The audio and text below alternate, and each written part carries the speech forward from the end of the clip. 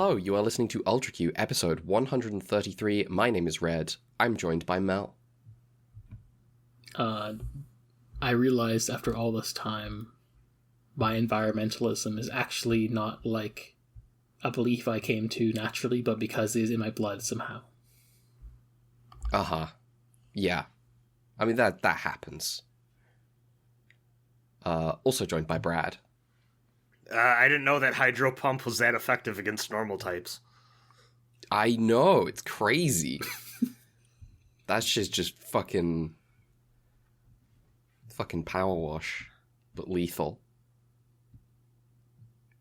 So we watched. I didn't know Claydol could learn Hydro Pump. Yeah, I mean, listen, what abilities can he learn in SMT? I was thinking that too. Dogu. Well, he's weak to physical. SMT.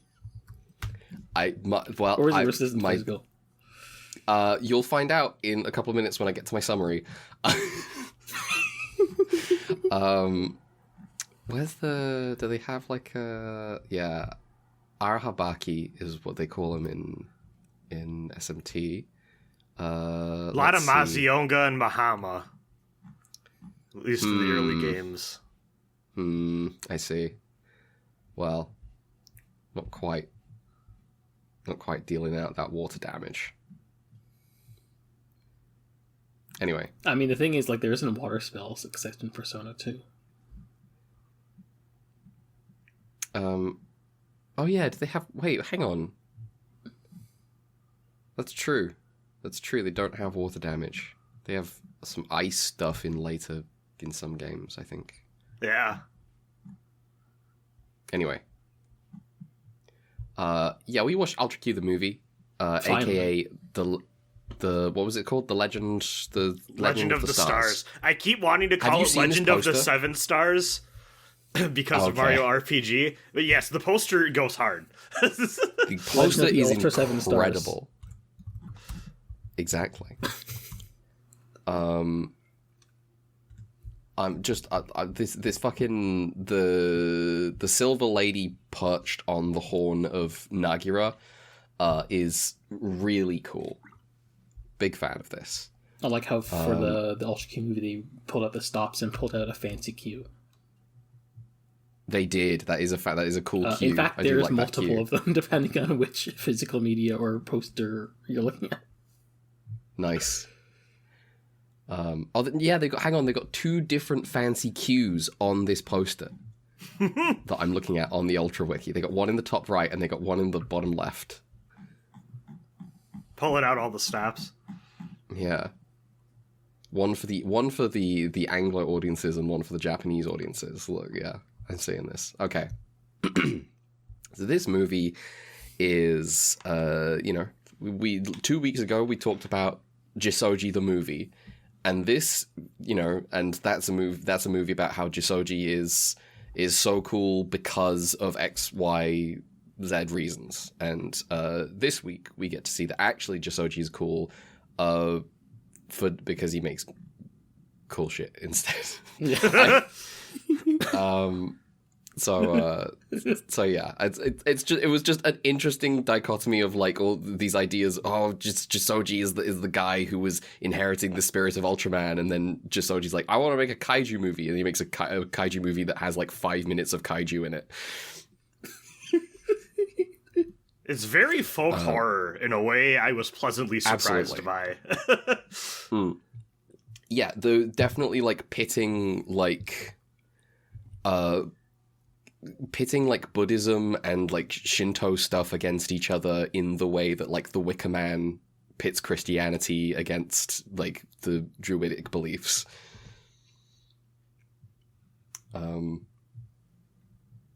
Well, Mel. Yeah. Do you have some notes on how this movie happened?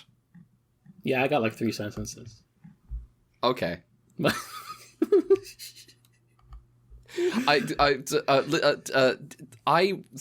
Listener, I've written a summary for this one because I watched anyone who has watched the movie for this, listening to this podcast, will know Which you should. Yeah, I was going to say. Yeah, okay, so yes, we've kind of been so this is a public service announcement. We've been in, like, a period of Ultraman where I would say, there are going to be a lot of people listening who are like, well, I'm kind of checking out until the podcast gets to something a little more substantial. I'm not watching this one. This is the substance. This is the substance. You have to watch this movie right now. Turn off this podcast and go watch this movie. This feels like more substance than we've had in the past year and a half combined, almost. I was looking up shit from the Shakoki, what's it called? The Shakoki, Nihon Shoki, because the movie was referencing it, and I was like, this seems important. So yeah, I was gonna write a summary, because this movie's quite, substantial, and I was like, we're gonna need some guidance of some kind, and then, I was like, well, this is going to be really hard work. Maybe the Ultraman wiki has got my back and has a really good synopsis. And I scrolled past a really, really fucking long production section, which included, by the way, a full, proper synopsis for a version of the movie that didn't get made. Yes. and then I got to the synopsis, and it was 2 sentences, and I wanted to kill myself.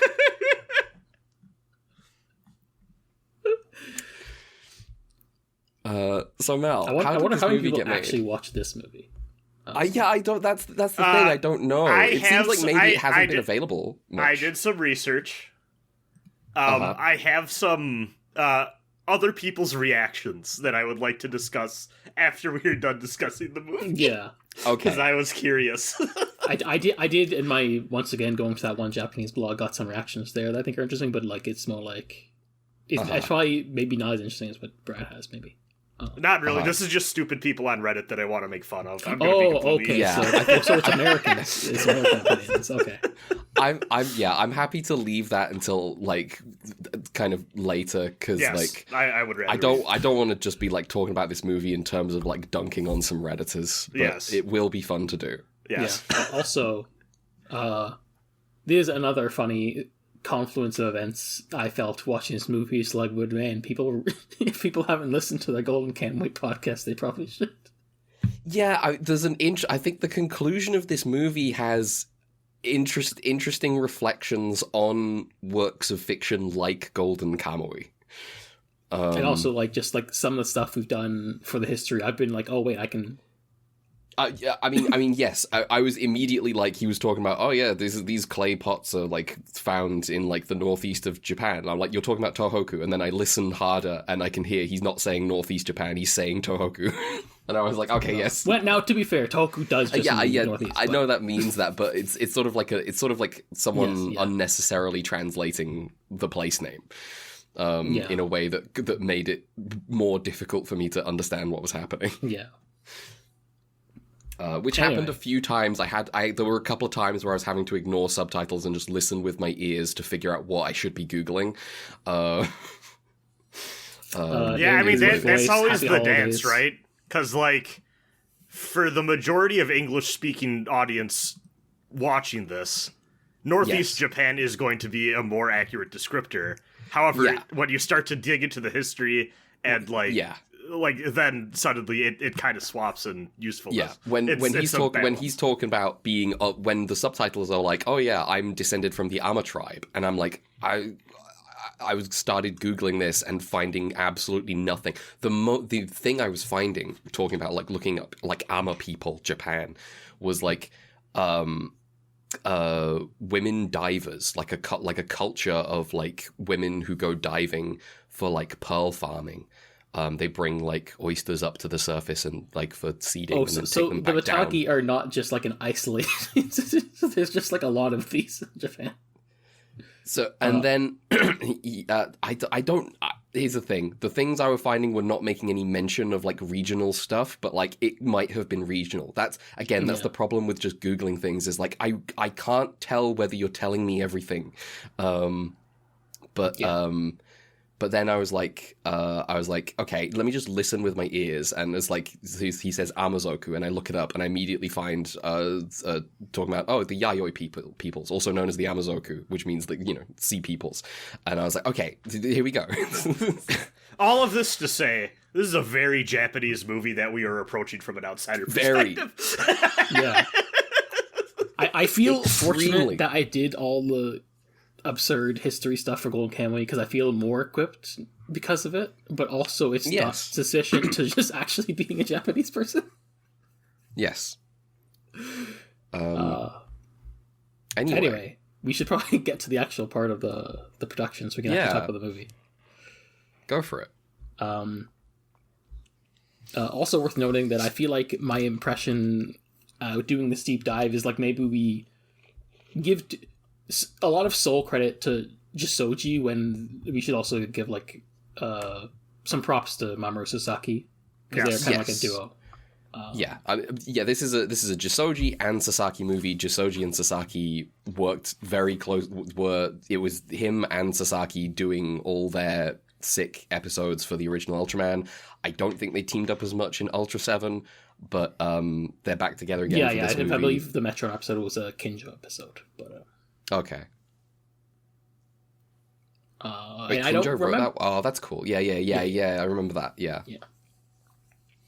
No idea who wrote the Alien Spell episode, but whatever. Well, listen. Maybe that was a Jissoji special. Maybe he was like insistent. No, I have to dunk on the irradiated.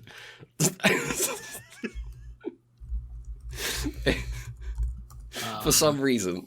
That was written by Sasaki. I regret to inform you. Oh damn! Rip. No. Sometimes you swing and you miss.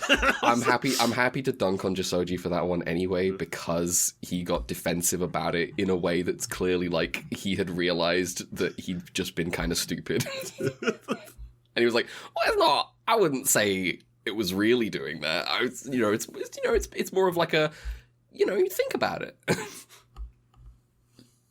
Weirdly enough, Sasaki, I think, it seems like the banned episode of Ultra 7 was the only episode by that duo. Because of briefly looking, the other Jissoji episodes are actually in the show or written by like someone else. But anyway, as has been alluded to in the past weeks, the origins of the movie can be at least partially found in the plans by Jissoji and Sasaki to produce a new Ultra movie called Ultraman Monster Bible. It appears the script was likely put together in the mid-70s, and the premise of the movie was featured in a 1982 magazine. The story was set to take place in the same period as the original series, but it's sort of a reimagining or reboot rather than a sequel.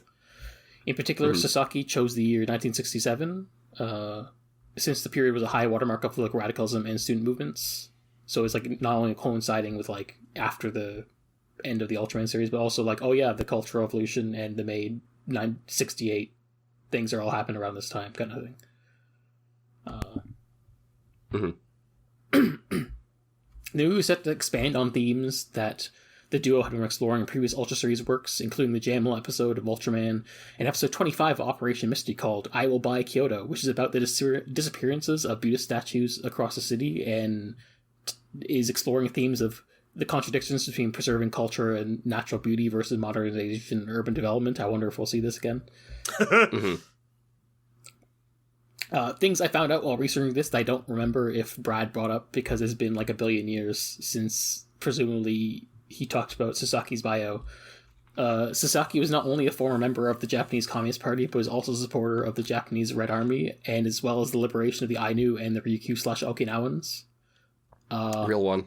And he put those ideas into some of his work, such as the 1970s TV movie Onimitsu Konemutsu, and also the Tokuhiro show Iron King, which was the follow-up of Silver Mask, which Jissoji wasn't on, but Sasaki was the head writer for. Incidentally, unlike Silver Mask, Iron King is fully subbed in English, so that'd be nice to watch at some point. That's cool.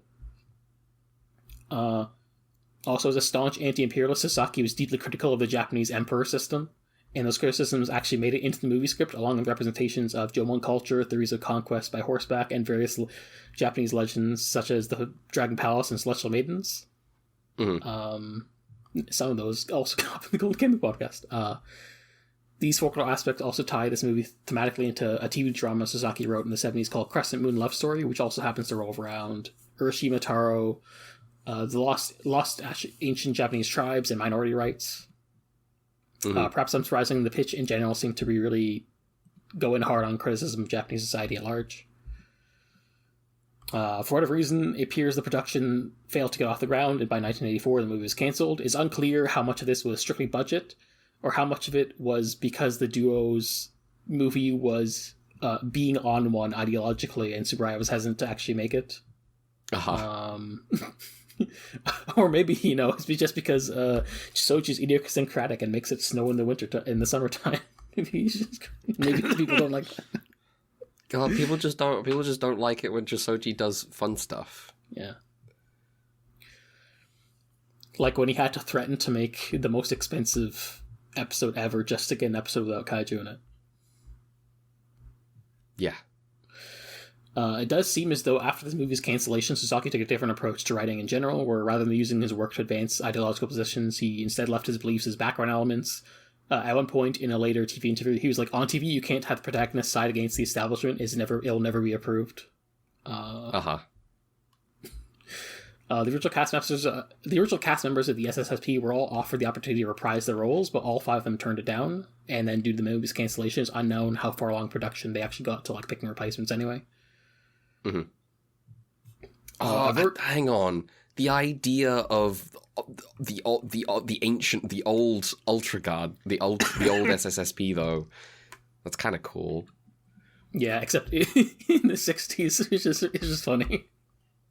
It being still set in the 60s makes it very funny. Yeah. Or not getting eye patch Ide. Yeah. I want punished Ide so much. He could have been in this movie. A version of this movie's script was released in a book called Mamoru Sasaki's Script Masterpieces, Ultraman and the Monster Graveyard the same year. And then later in 2011, an unreleased version of the script was discovered in the Mamoru Sasaki Memorial Room in Nomi City, and then exhibited at the local museum as part of a special exhibit dedicated to Sasaki. Mm-hmm.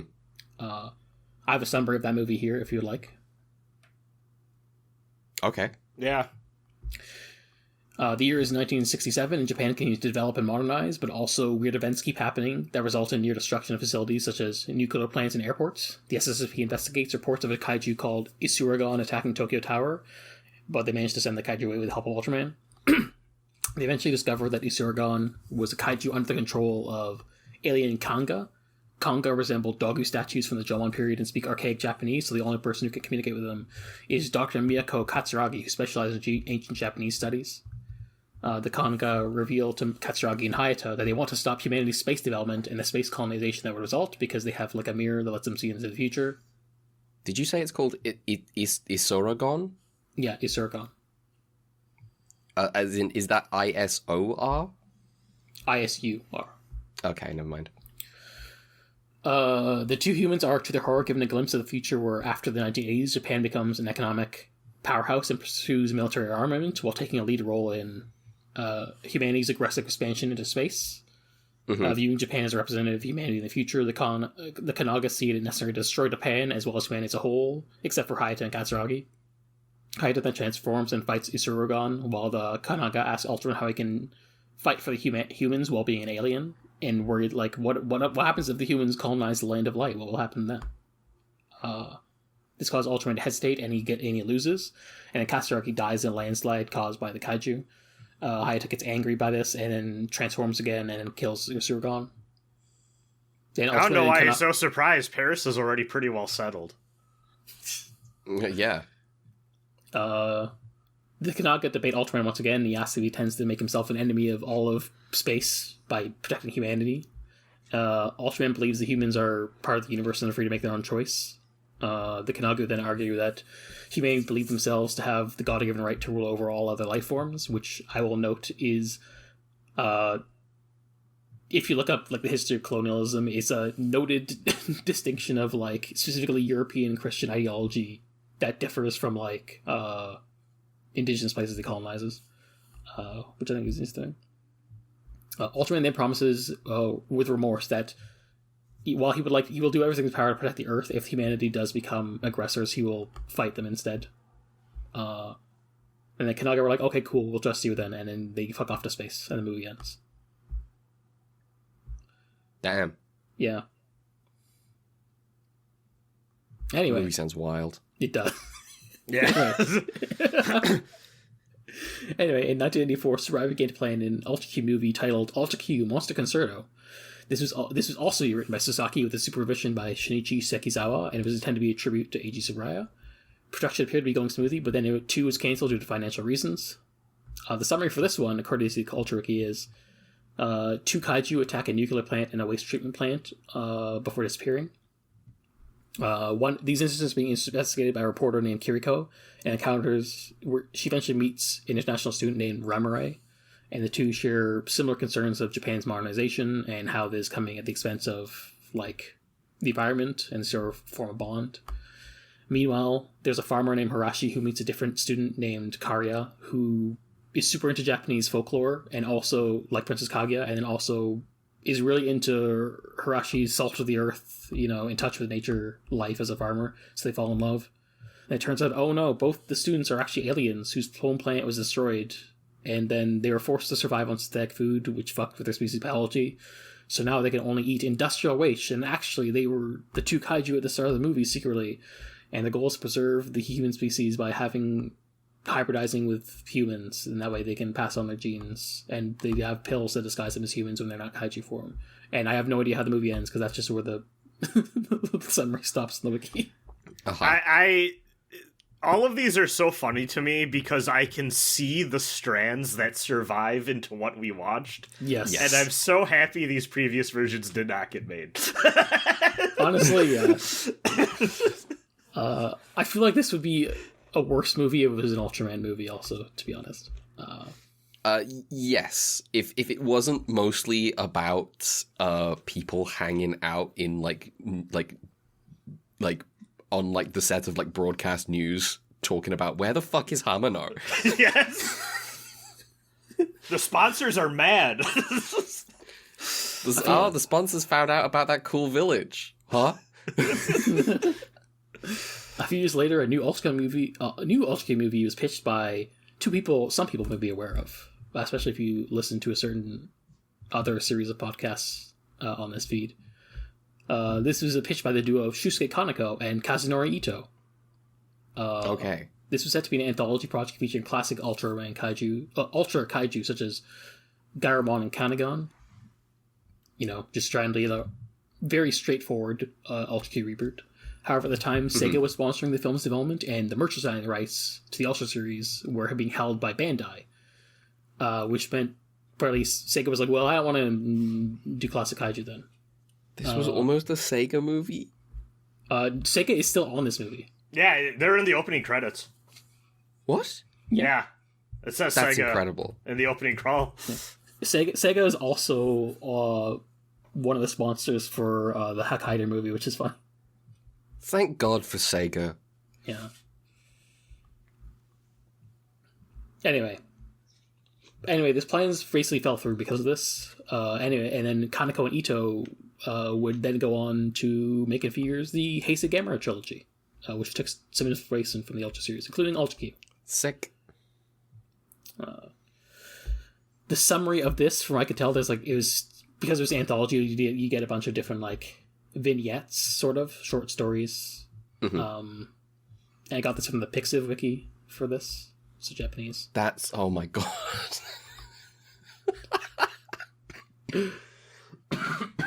Anyway, the first vignette is the mammoth flower incident. It appears, and then the pollen is released, and then it's sucked down a manhole, and the pollen being sucked down the drain water is how they do the Ultra Q effect title card. Oh, that's kind of fun. Yeah, it's good.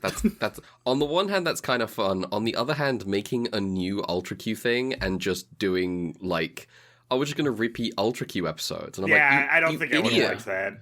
Well, no, if you make a new Twilight Zone, no one wants you to remake the old Twilight Zone episodes. Yeah. They want you to make new Twilight Zone. It is funny that Mammoth Flower is just in the second Heisei Gamera. That's good. And in Shin Ultraman. That's one of the pulls they do. Well, yeah, but it's different because that one is supposed to be like, oh yeah, we're referencing Ultra Q episodes as like a prequel. That one's just we got a flower prop we need to put somewhere else because it was expensive to make. Honestly, the Shin Ultraman opening just being Ultra Q stuff is so cool. Yeah, it's good. I like that. I like Gomez being a modified Shin Godzilla model. Uh-huh. We had no idea at the time, but no, we did not. Anyway, because we skipped the queue. Yeah, we technically skipped the queue before we did the regular queue. We skipped all the way to the front, and then someone told us, "Excuse me, there's a queue," and we go, "Oh, I'm sorry, very sorry." We're going back to the 60s. Second one is a research team, including Yuriko, investigates some ruins that rose out of the ocean and are attacked by giant insects. Yuriko ends up the sole survivor, escapes as she watches the ruin return back to the sea. Well, that one's original, at least. Yeah, the rest. Yeah. The next one's also a weird one, where a girl is placed in a capsule to sleep after she fails a suicide attempt, but her dreams sync up with a test tube baby / genius. In order to prevent their souls from merging, the genius memories are wiped, but then they return 18 years later and cause a miracle. What? I don't know. This was the most. What are you talking about? Jesse, what the fuck are you talking about? The genius baby, and you gotta sync the memory. That's some classic Ichinotani shit. You just be like, oh, you see the genius baby particles mixed with the suicide you don't know how happy I was when Jun was like, who's this? And draws the thing, and he's like, some people say that this looks a little bit like a spacesuit. And I'm like, yes! He's back! He's like, hey, did you know that these statues have eyes that look like the snow sunglasses that the Inuit wear? Maybe that's also space. Anyway, the last vignette is Garadama happens, except this time Garamon ends up being a prototype for what would become Legion in the second Heisei movie and has EMP waves. Okay. Anyway, even so, despite this project being cancelled, they'd already kind of made commitments to, we've kind of committed to making an Ultra Q movie and said it's going to come out, so now we have to make one. So first of all, Akira Tsuburaya, who's the younger brother of Hajime Noboru, and is like a managing director / executive producer of Tsuburaya Productions, actually left the company in 1989 to found his own company, Tsuburaya Pictures. Okay. I couldn't tell why he did this, but regardless, his company took over the production of the Ultra movie, which meant, weirdly enough, while Tsuburaya Productions is credited as the original creators of Ultra Q, so they obviously have like royalties and like credits in the movie, they were actually not involved in not make this movie. Yes. Okay. Does that maybe explain why there's only really one version of this available, and it's someone being like, "Oh, finally, I've finally managed to get this released for the English audience." Yeah, I'd mentioned in the Ultraman server I'm in, like I was watching, it's like the fact that, and one person in there was like, the fact that more people are watching this does make me feel like it was worthwhile actually going and commissioning someone to subtitle. I was like, oh, thank you. Yeah, actually. Yeah, thank you. Second, they turned to Jissoji and Sasaki because they both, one, had dedicated followings among the Ultra Series fans, and also they had those old script ideas lying around. So like, well, you have ideas that you haven't made, we can use that. And so they did. Mm-hmm. I kind of respect that after their initial pass at it seemed to have been, this is too ideologically driven.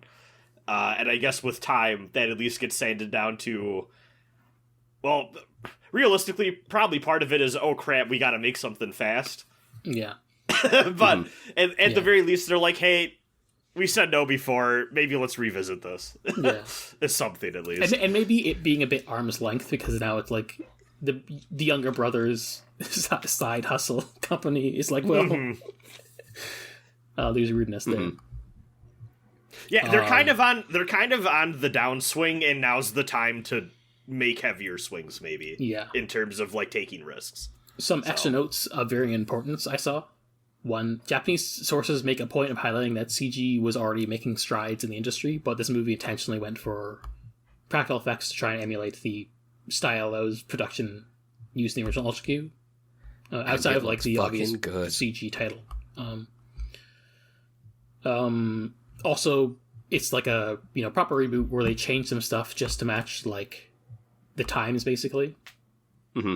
Like in the original show, if you remember, basically in the time since the original Ultra Q, TV news had overtaken newspapers in importance, and also the development of transport infrastructure across the country means having a helicopter is no longer. You don't need a Cessna to get places, so you can just go there. Which that's why like everyone is just like a TV news person now, as opposed to like we have a reporter and also her two pilot friends.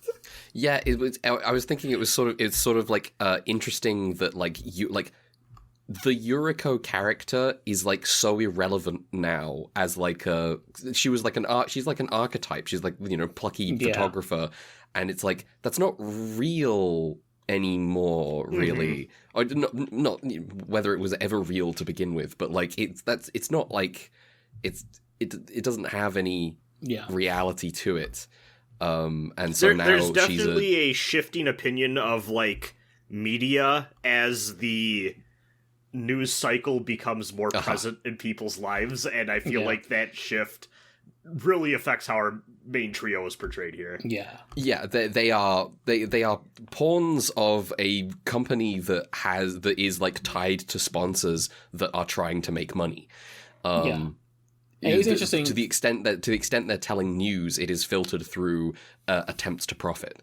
Yeah, which I mean, obviously wasn't untrue in the '60s, but also like we have that, as you talked a little about in the Jissoji movie about him, that like like in the '60s TV was new and exciting and where people could go to experiment, and Ultra Q was like part of that wave. And also, like, until immediately followed up by Ultraman, the most expensive show on TV at the time in Japan. And now we're at the point where, like, now TV is just, like, the establishment. Yeah. I also think that the Ultra Q Classic is a lot closer to that, like, kind of film noir romanticized, like, the investigator, like, sort of thing that I think is also falling away by this point as we get more, like, neo-noir type stuff. Yeah, there's a different kind of detective story happening here. Yeah, yes, it's exactly. This is, like, my favorite kind of detective story. Where it's like the ending of this movie is so good. Anyway. It's really good. Also, Chinobo, the mascot of TTTV, the raccoon, is actually just Jissoji's toy. That's just something he owns. That's great. I love that little guy. It's great. It's a good plush. The movie was released in April 14th, 1990, which means this is our first thing of the 90s. Happy 90s, everyone. Happy 90s. It feels like it. Yeah. Like, sometimes you watch something from 1990 or 91, and you're like, this still feels a little 80s. This is like, oh, damn, something's changed, and it's the decade. Yeah. Starting from the third week of its theatrical run, it would be shown in theaters shown in Thumb theaters alongside the Ultra Q episodes Goro and Goro and the 1/8 Project.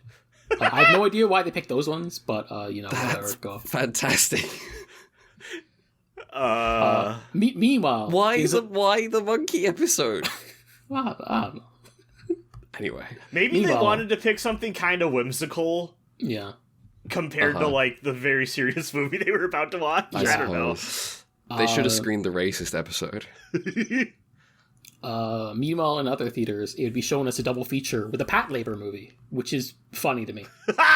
Let's go. Wow. What a fucking double feature. Holy shit. Wow. There's a vibe I'm getting that maybe Patlabor is more Ultraman adjacent than expected. Just like I mean, you've got all those references in the OVAs. Yeah. And I've heard there's like there's an Ultra 7 homage episode in the TV series. That makes sense. I haven't got to it yet, but yeah, one day I'll watch that show. Same. It's pretty good. There was an episode about I get like a boring two-parter about how, you know, this like, oh, there's this secret conspiracy involving like a mech company or whatever, and I'm like, I'm bored. You're not as good at this as Oshi is.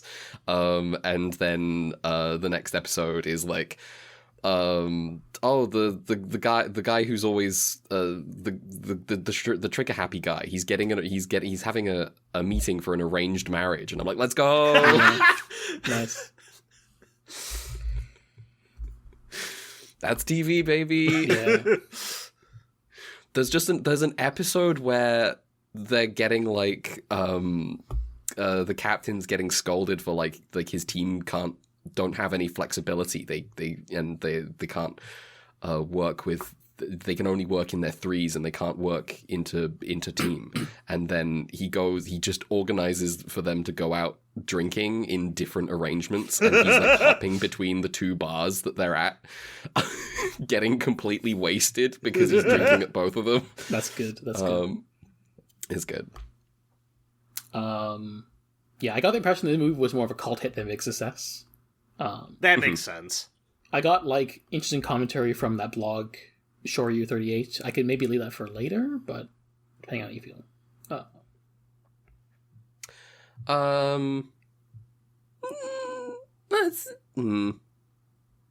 We can probably hear that now. Okay. So their opinion is that it feels like the culmination of the work by just the Jissoji Sasaki duo under Tsuburaya. But they also feel that, like, stylistically, it doesn't really feel like an Ultra movie to them, but maybe more feels closer in style and sensibilities to an Operation Mystery movie, which I think is interesting.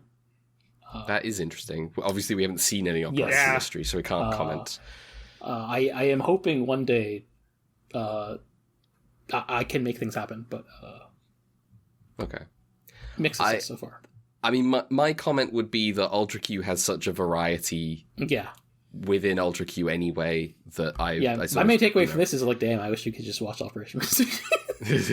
Yeah. I mean, the other thing is when, you know, it's the 90s now, it's not the 60s now. We have, you know, you have to move on. This felt Ultra Q enough to me, removed with time, like, in mind. I definitely felt it was I don't think it's like an either or situation. I think it's more like comparatively. And I kind of also just like from a cursory glance just kind of felt like, oh, Alteration Mystery feels maybe closer to a spiritual successor to Q than Man does. Maybe. I mean, I think there ain't a man there. That would make sense. Yeah. I think what was interesting was watching the movie and getting introduced to like, oh, this is Jun, this is Ippei, this is Yuriko, this is Ichinotani, and I'm like, okay, you're a new guy. Yeah. And then over the course of the movie, they kind of neatly filled their old roles in some ways, except for Yuriko, who I think is the most different. Yeah. I was not a fan of the change overall. I would say. I mean, we should talk about it. Yeah, we should talk about it. Let me finish this because of Yeah, go for it. Anyway, Tsuburaya Pictures will later collaborate with Tsuburaya Productions on some other works in the future, such as Ultra Dark Fantasy, Superhuman Detective Schwartz, and Mysterious Incident Special Investigation Team SRI, The Sneering Man Engulfed in Flames, which was a 2004 Operation Mystery TV special that is also lost media.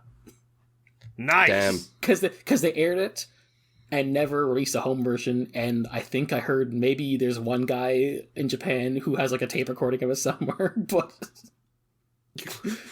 it's sealed away like a treasure. Yeah.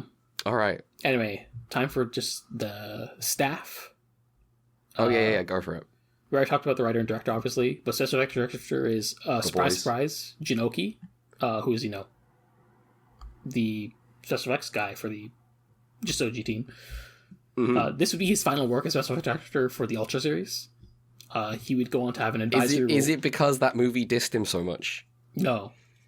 Okay. He would have an advisory role for the man who wanted to be Ultraman, but then would pass away in 1996. Okay. R.I.P. I bet you didn't suck as much as you did in that movie. That was not Jinoki in that movie. That was Koichi Takano. Oh, who? Oh, never mind. Rip.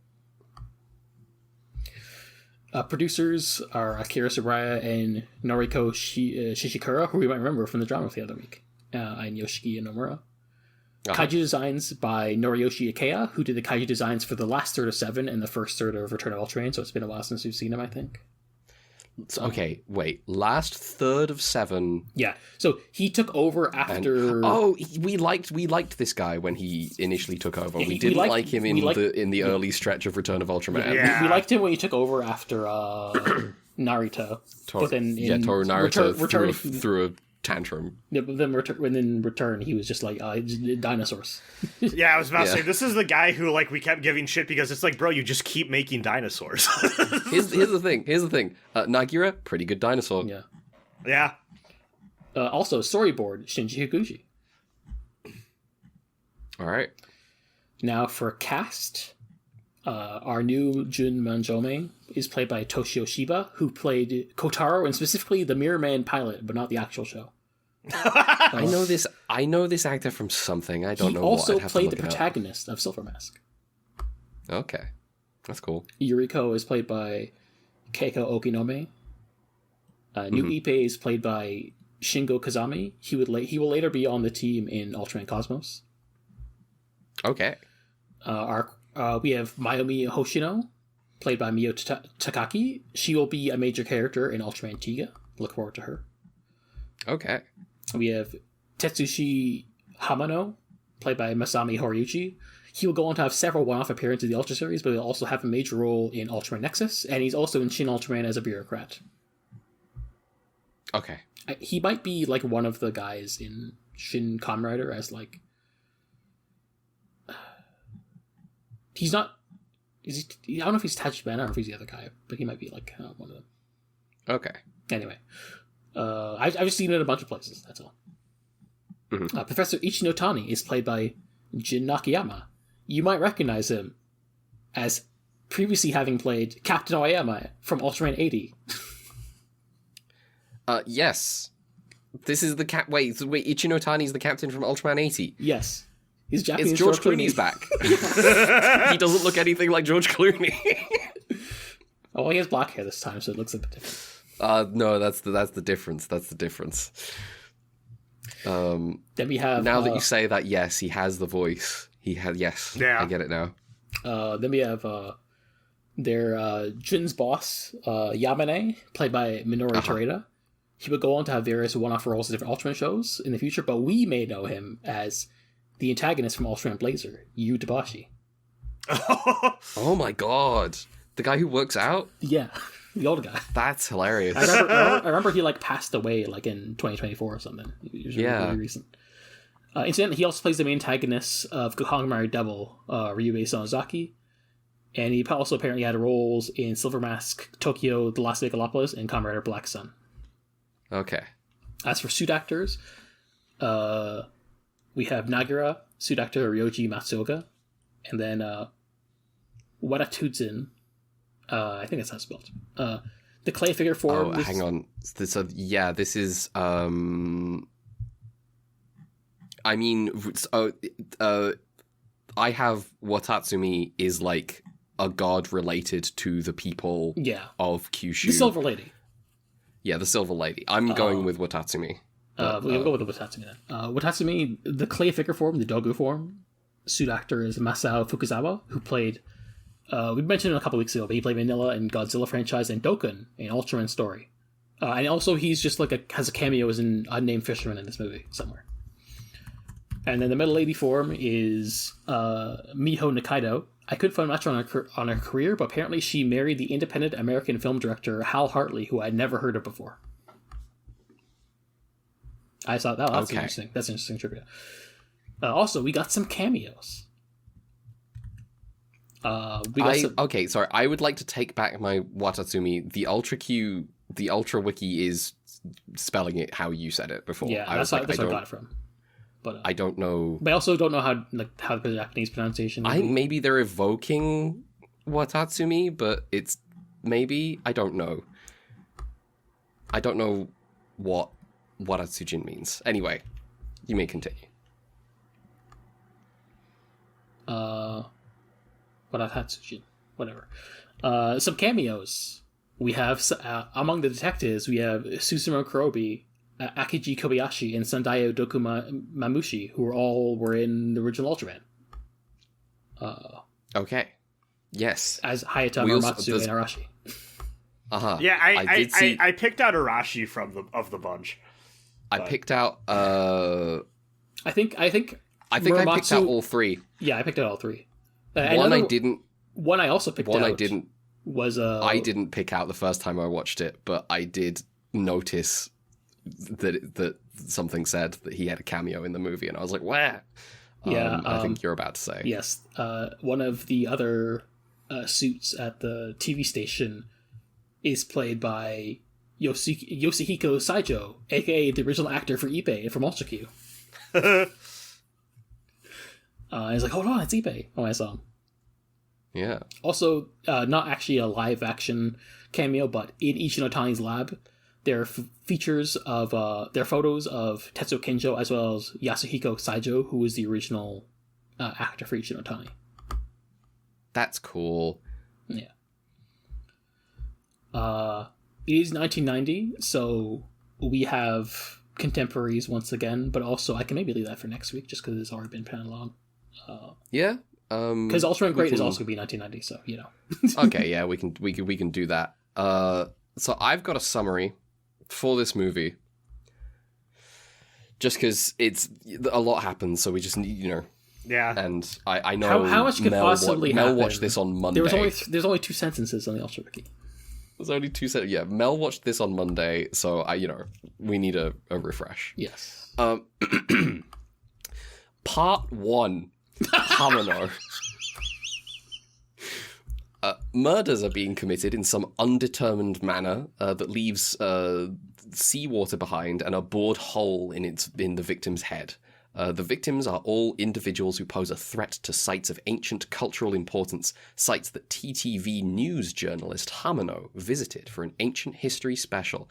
Hamano continues to experience strange events, such as tapes freezing in frozen seawater, his car's tires getting punctured, almost getting hit by a car driven by a woman in red. As he leaves a construction site that may have ancient ruins under it, the ground breaks open and a kaiju tail appears, wrecking the construction site. Finally, Hamano visits a village on the coast of Kyushu, where they have a forbidden cultural spot called Eternal Island. He says he wants to visit and take photos, and the lady who runs the inn he's staying at starts looking real suspicious. Late that night, her and a bunch of other villagers dress all in white and head to the shore closest to Eternal Island.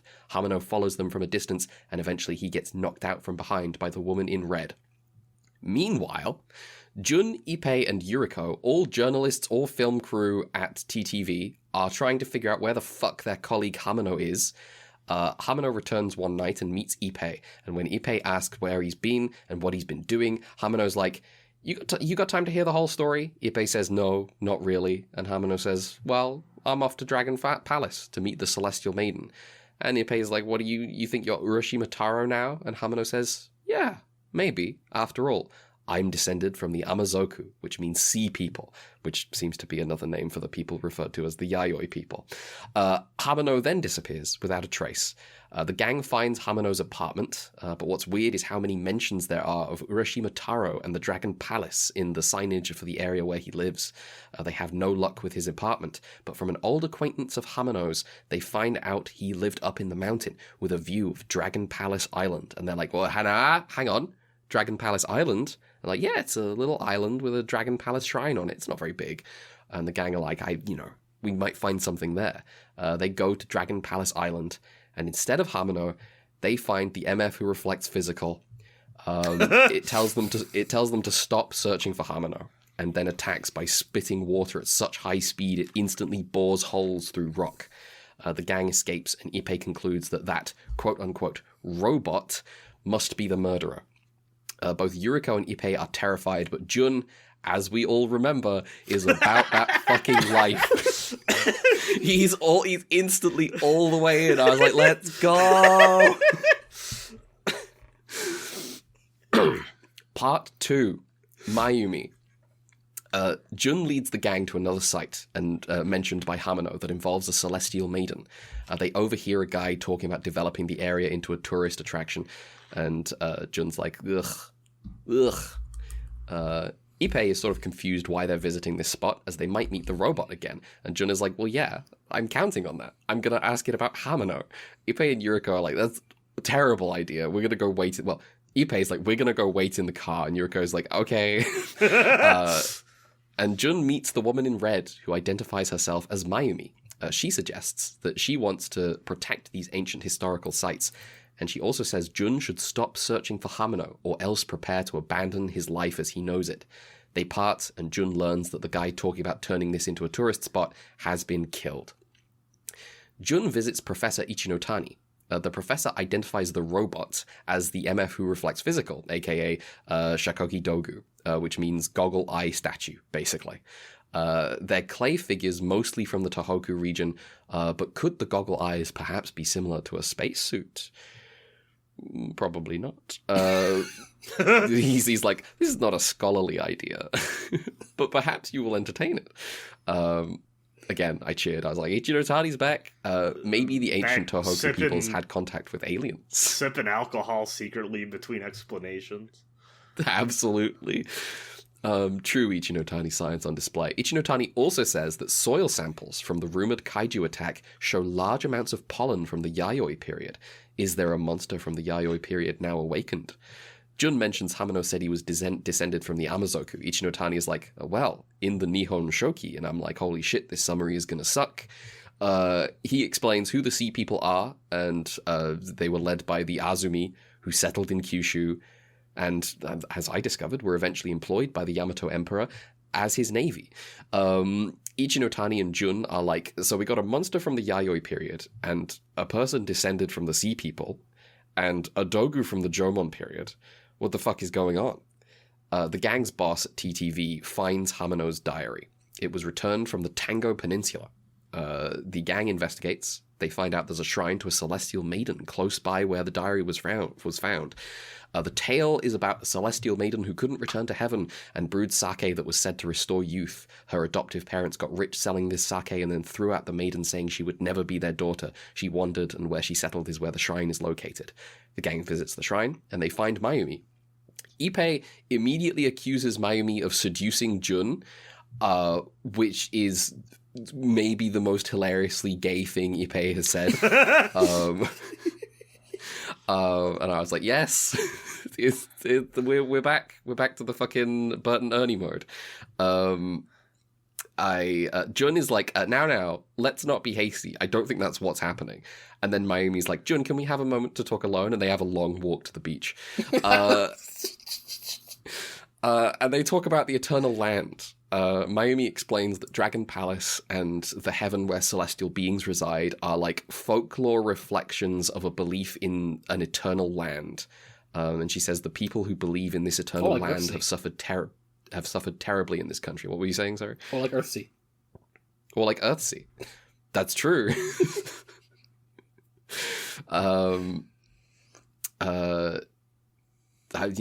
She's a Taoist. She uses the tale of the local celestial... Oh, yes, sorry. She says, the people who believe in this eternal land have suffered terribly in this country. And she uses the tale of the local celestial maiden as an example and says, like, oh, she was thrown out by her parents.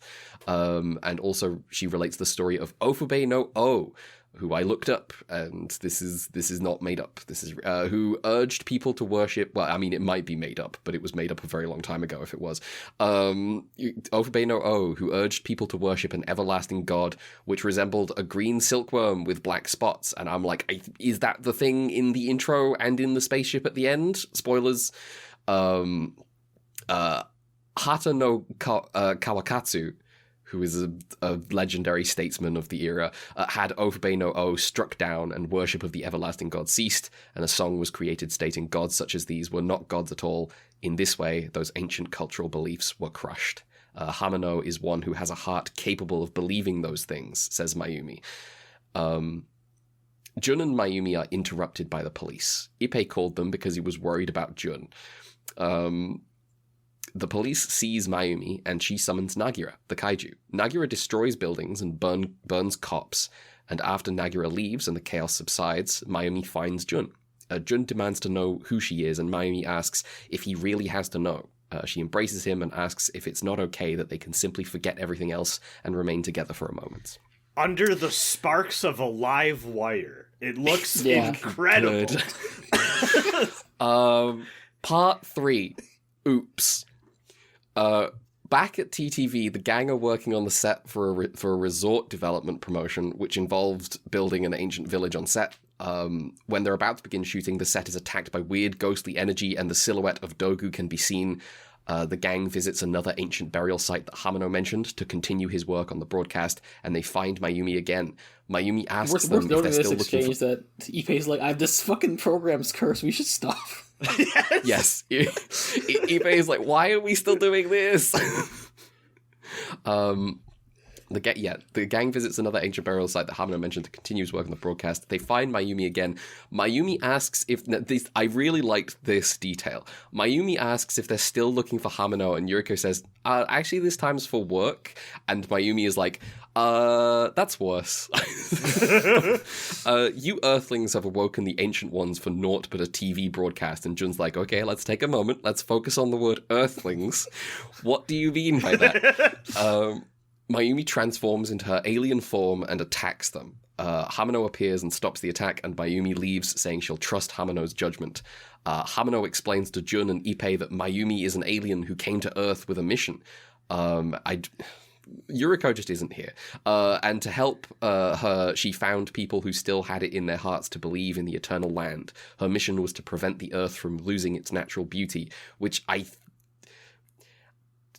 we'll talk about this after. To me, the sort of like basic environmentalism of this movie is sort of like a mask it's wearing for what the movie's really about. I think they kind of go in tandem, but yes, they go in tandem, but there's like it's something. It's just so broad to be like, oh, her mission is to prevent the Earth from losing its natural beauty, and I'm like, the specific thing happening here is like. Because, like, they have the... Anyway, we'll get to it. Why Japan specifically? Because there were people from outer space who came to live in Japan. The sea peoples were aliens. Hamano finally explains that when his disquiet at how these ancient sites were being treated had grown, he met Mayumi and the others she had gathered. Can I point out when he's talking about the other people that came, it cuts to the one white family, or the white couple in the restaurant? Yes, which made me laugh my ass off. I did have that in a note to mention after this. So is the fucking when he's like, oh yes, there are other aliens in Japan, and it's just a white couple eating in the restaurant. I'm like, okay, what do you mean by this? That's crazy.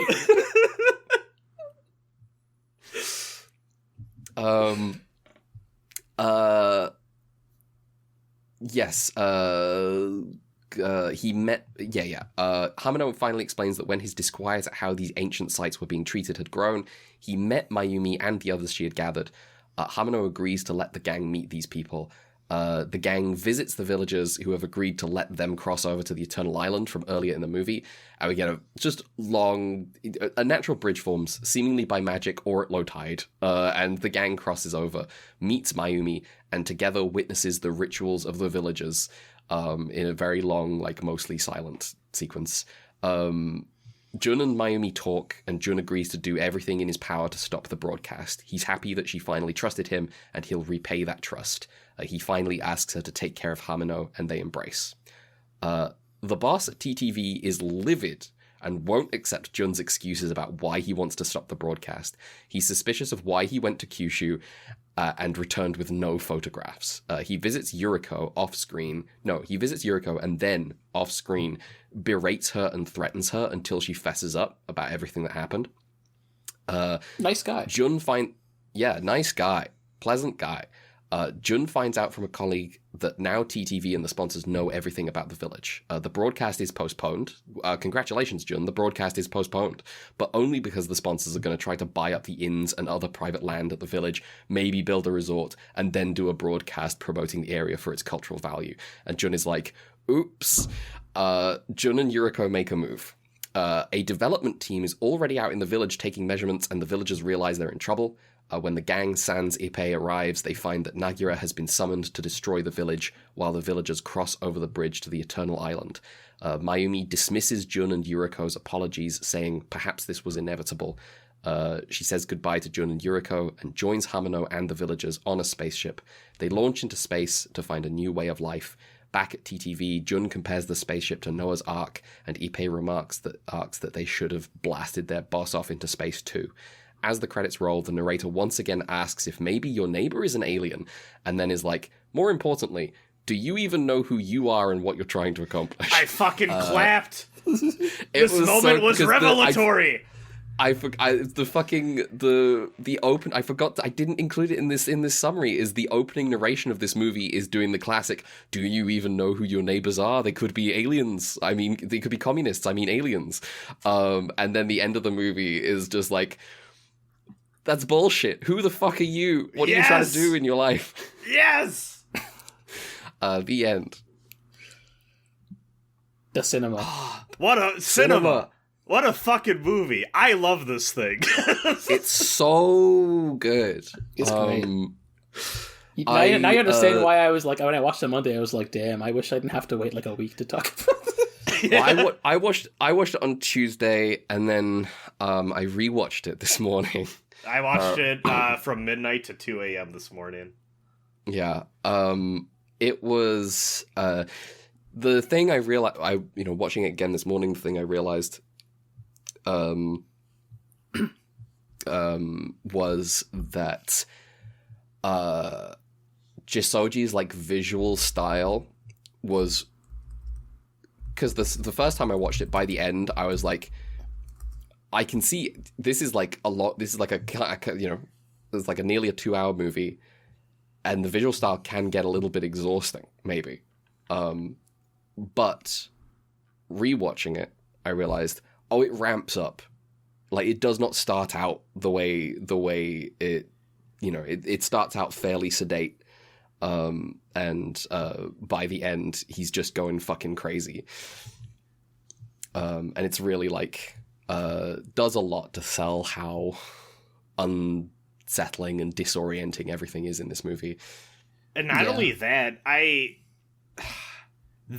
this puts a lot of the TV directing we've seen to shame, I feel, in how much the camera loves both people and the actual architecture and the land itself, and the dichotomy between when we're in an urban environment and when we're out on like a rocky beach outcropping somewhere. Mm-hmm. It is incredible.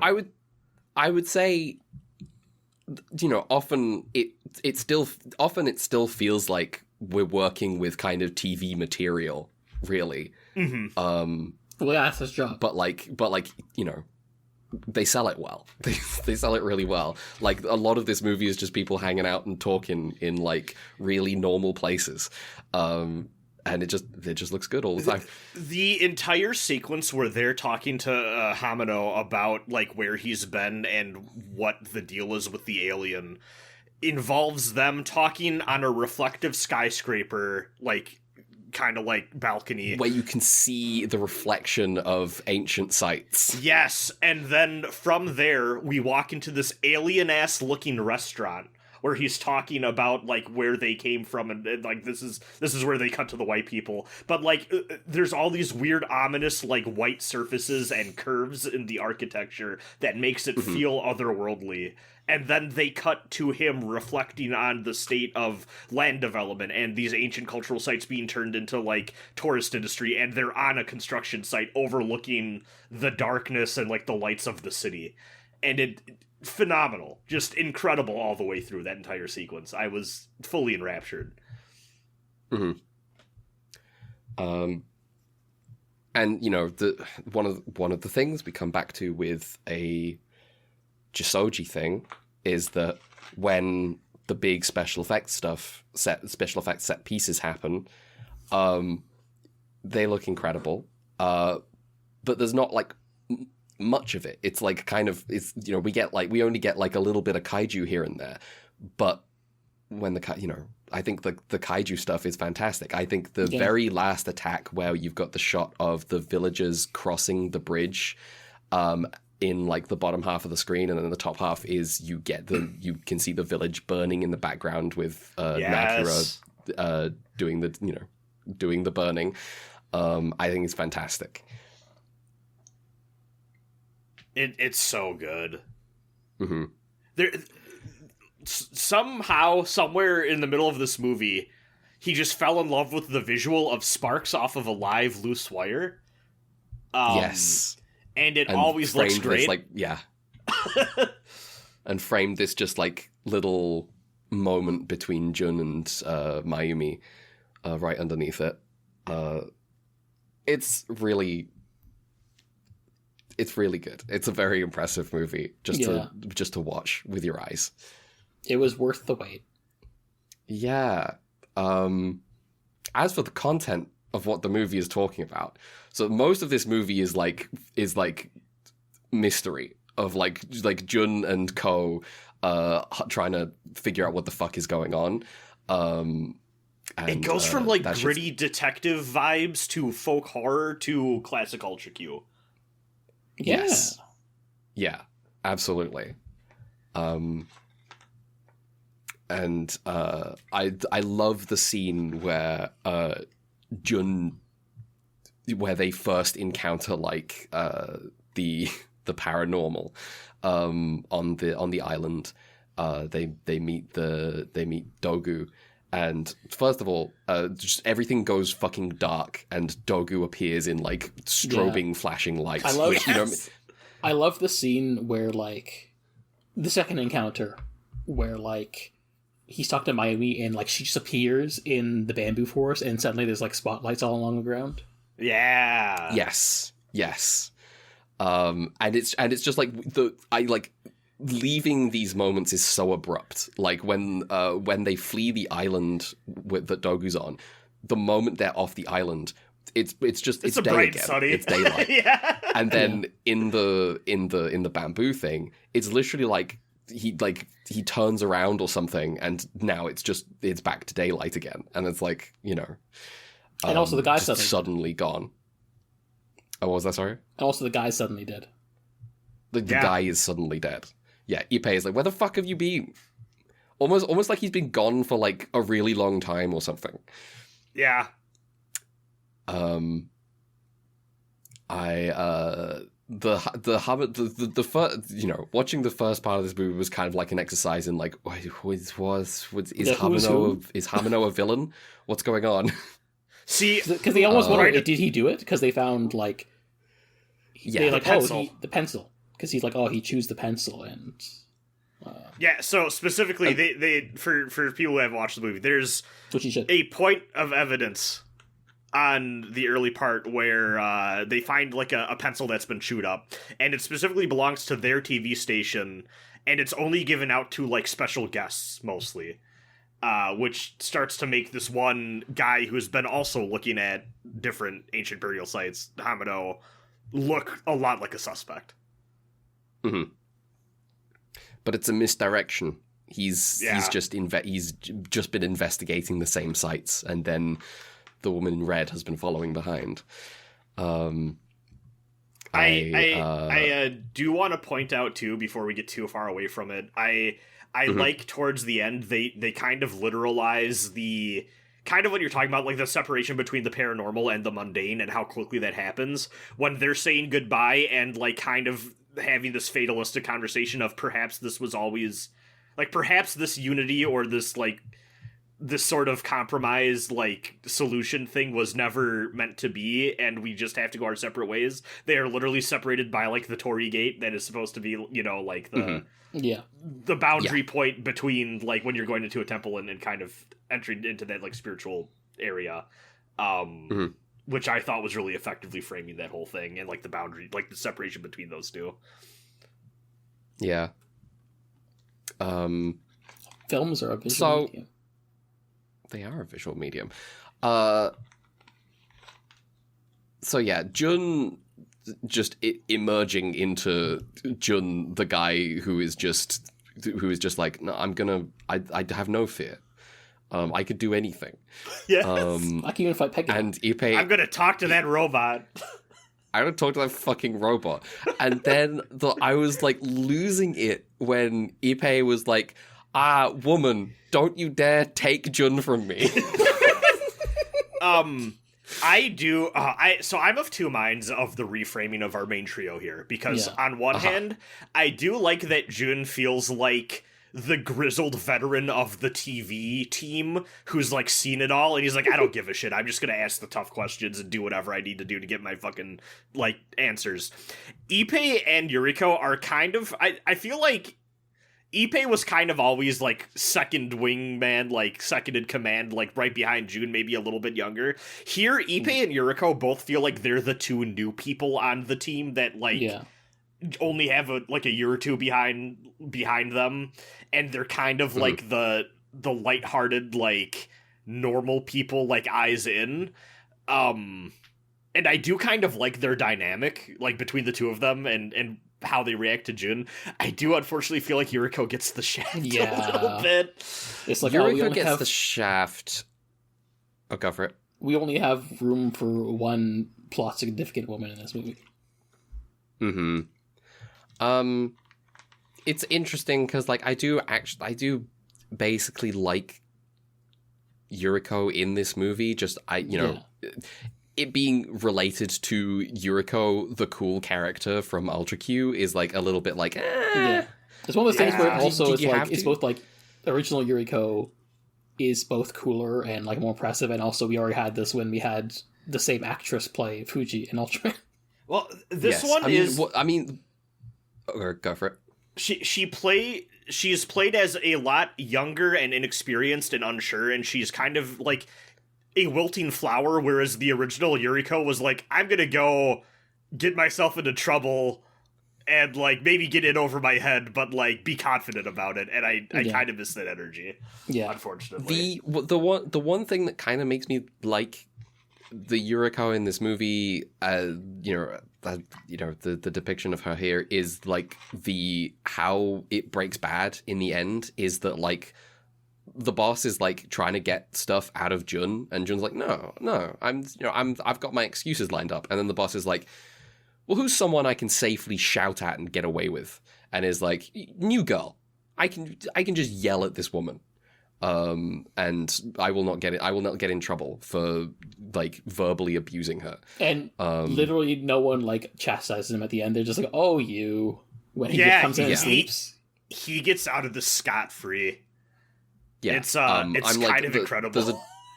There's a degree to that where I'm like, that's like incredibly real. And I definitely don't think in that moment the movie is like, she caved because she's a fragile woman. I think there's a recognition of like the reason she caved is because she's she's new, and this guy's just this fucking sucks. He is exploiting her in the same way that he wants to exploit the traditional people and their land, and people like him, the movie is all but saying is the reason that like the alien lady is like, we're just gonna go, because this will never, as long as people like this are in influential positions, we are never going to achieve a peace between us. It's just not going to happen. And it's just, we're going to be exploited. It's, working, just like just having a job in like an office, and it's just like I see, too often is just situations where like not to this extreme, but like situations where like a man has kind of an outburst and a woman just has to kind of put up with it. And it's just like, it's grim. There's, shit's real. Anyway. But yeah, I do agree. It's kind of like, Yuriko, the character from Ultra Q, it can't really be recreated in this setting. But I don't necessarily think that you had to extract all the pluckiness. I don't know. Yeah. It is funny. We had a trio last week where the woman actually did something, and it was the Hanna-Barbera movie. Yeah. I think it also would have sat well for me if, like, I don't know why they leave her behind for the conversation where... I don't know. Where did they drop her off? What did they do? They're like, wait in the car, the men are talking. Is like the only way I can see that. Well, the Game Boy's out now. Maybe she's just playing Tetris. You know She's what? like, I've seen some shit. I need PTSD healing qualities. Playing that new Oriental classic Tetris. How mysterious. Jissoji and Sasaki voice women be playing Tetris.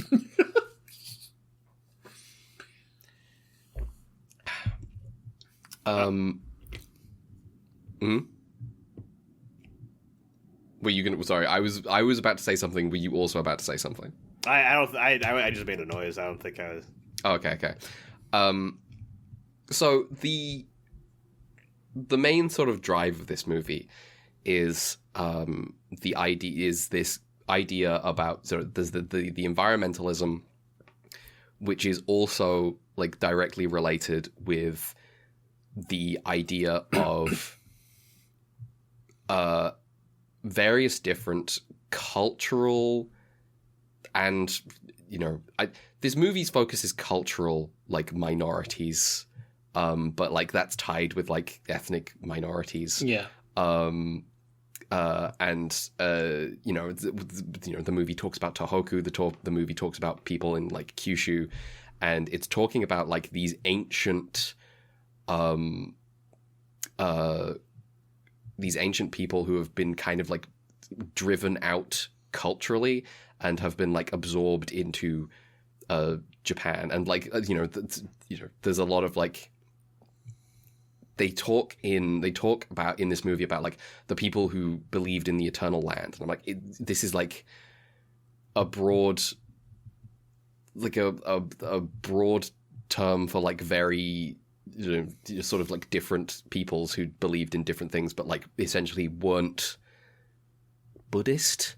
I don't actually know the history of like how Buddhism came to be like the top dog in Japan necessarily, but I imagine I think it happened during the Heian period, I think, or like it was like in the 600s, I think. Okay. I only think I know this because I think there was like something about that in like there was like a Toho character revolving around this. Okay. But yeah, so we've got this movie kind of positions. This is the kind of the interesting thing of me for this movie is the movie positions history as like an enemy of these peoples, as produced within that's like constructed history. Yeah, it's this kind of like invasive. The movie kind of almost positions curiosity itself as invasive, and it does so knowing that like curiosity invites the sort of there's sort of like an acknowledgement that like it's commercialized curiosity and not empathetic curiosity specifically, but, right? Well, it's more that like curiosity and history exist within the modern like capitalist context, and so can't actually be separated from it, and so therefore curiosity is commercialized. There is no curiosity that isn't. The person going to the plowed over tourist destination for wanting, like, it doesn't matter what their reason is, right? It's still been plowed over. Yeah. You can't have like pure reasons for wanting to know about these things, because I want to go visit this place, but also matter. The act of wanting to visit it helps lead to its destruction, which is like a thing like both in like Hawaii, Venice, etc., etc.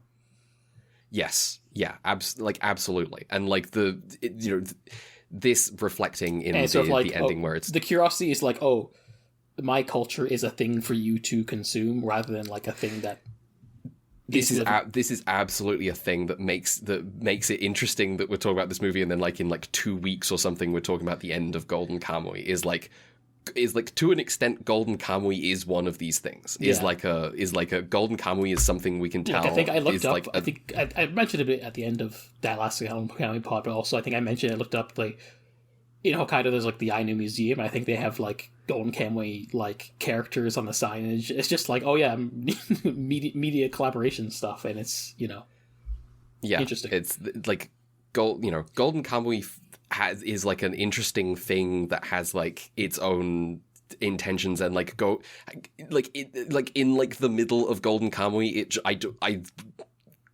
I can only conclude that Noda was like going like is a victim of some kind of modern Lovecraftian story where he was like, oh, I'm going to tell a fun story about the Ainu. And then as he did more research, was losing his mind as he realized that, oh my God, everything is the worst. And just starts spouting I don't know. Noda's a fascinating man to me. Because he is liberal, but he just suddenly acquired all this knowledge about imperial history and made a manga about it. Anyway, it's also like on that point. It's also like talk about like the sort of like there's like sort of like the history of like I mean, there's definitely like in Japan's own colonial history, there's like a conception of race and sort of like the framing of the emishi and there's some like anthropological basis for this too, but like the whole thing of like the Jomon versus the Yayoi and how that translates to like Yayoi being the descendants, the ancestors of the modern Japanese, while the emishi and the Ainu are like descendants of the Jomon kind of thing. And that's another aspect of this where like I don't entirely know about like how the Yayoi being the sea peoples necessarily translates to that, but I think it's obviously like, the Nihon Shoki was like it's a really old text, and a big portion of it is like, oh, here's how Japan conquered the Emishi kind of thing. So sorry. Hamano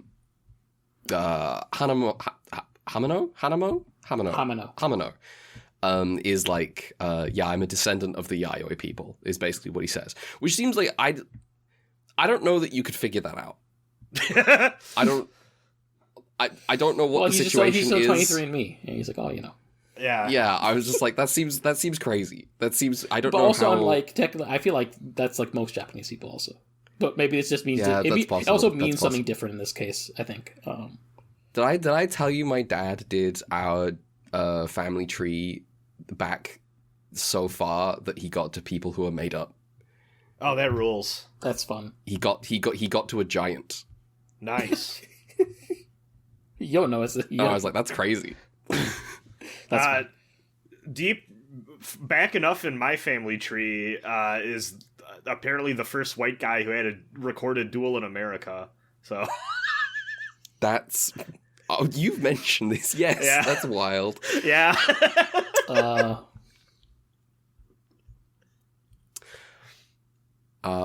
Wow. There's a few more points I do want to make before I lose sight of them completely, because there's a lot to dig in here. One, I think that there is at least a little bit, and I don't think the movie is as interested in this as I first thought when I was starting to wonder. Because they do, I think, kind of land on like we've been talking about, like looking back at like the traditional practices and how they've been lost and that sort of thing. I do think that there's at least a thin layer over this movie of the way they also talk about, because there are numerous points in this movie where our characters who are framed as being sympathetic to yet still separate to these ancient peoples and their beliefs and the descendants of them, as they're also starting to feel like, oh, like our hometowns are turning into these like tourist destinations. And I think kind of is leaning a little bit into like this process has evolved into like a degree of like the entire country is being turned into a tourist spot for the Western world that I think is kind of is kind of like they're doing like a cyclical thing with that, but they are not so concerned with maybe that as much as like they kind of zoom in towards the end and make a more focused argument to be had about like this is about like what we've left behind as a country in the past, and less concerned about the global implications that they might be kind of facing.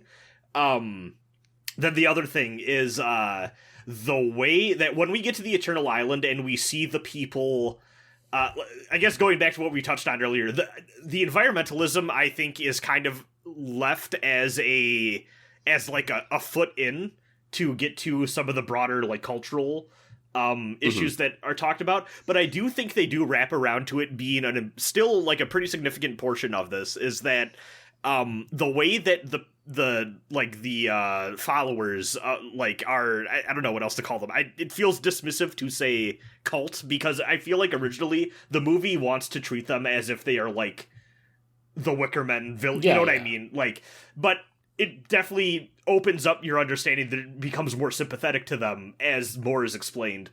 So I'll say the followers. The difference is, you know, is the in the Wicker Man, it's, you know, it's being run by like the local noble, who's like, you know, trying to who's like holding people's sway using these old practices. Yes, I'd say there's definitely like a framing in that movie of like, oh, these are backwards, you know what I mean? And here it's much more like, hey, these are people that have been mistreated throughout like time, that like, you know, has, by mistreating them, we have lost something important to like the core of like who we are too, by our mishandling of them and their practices.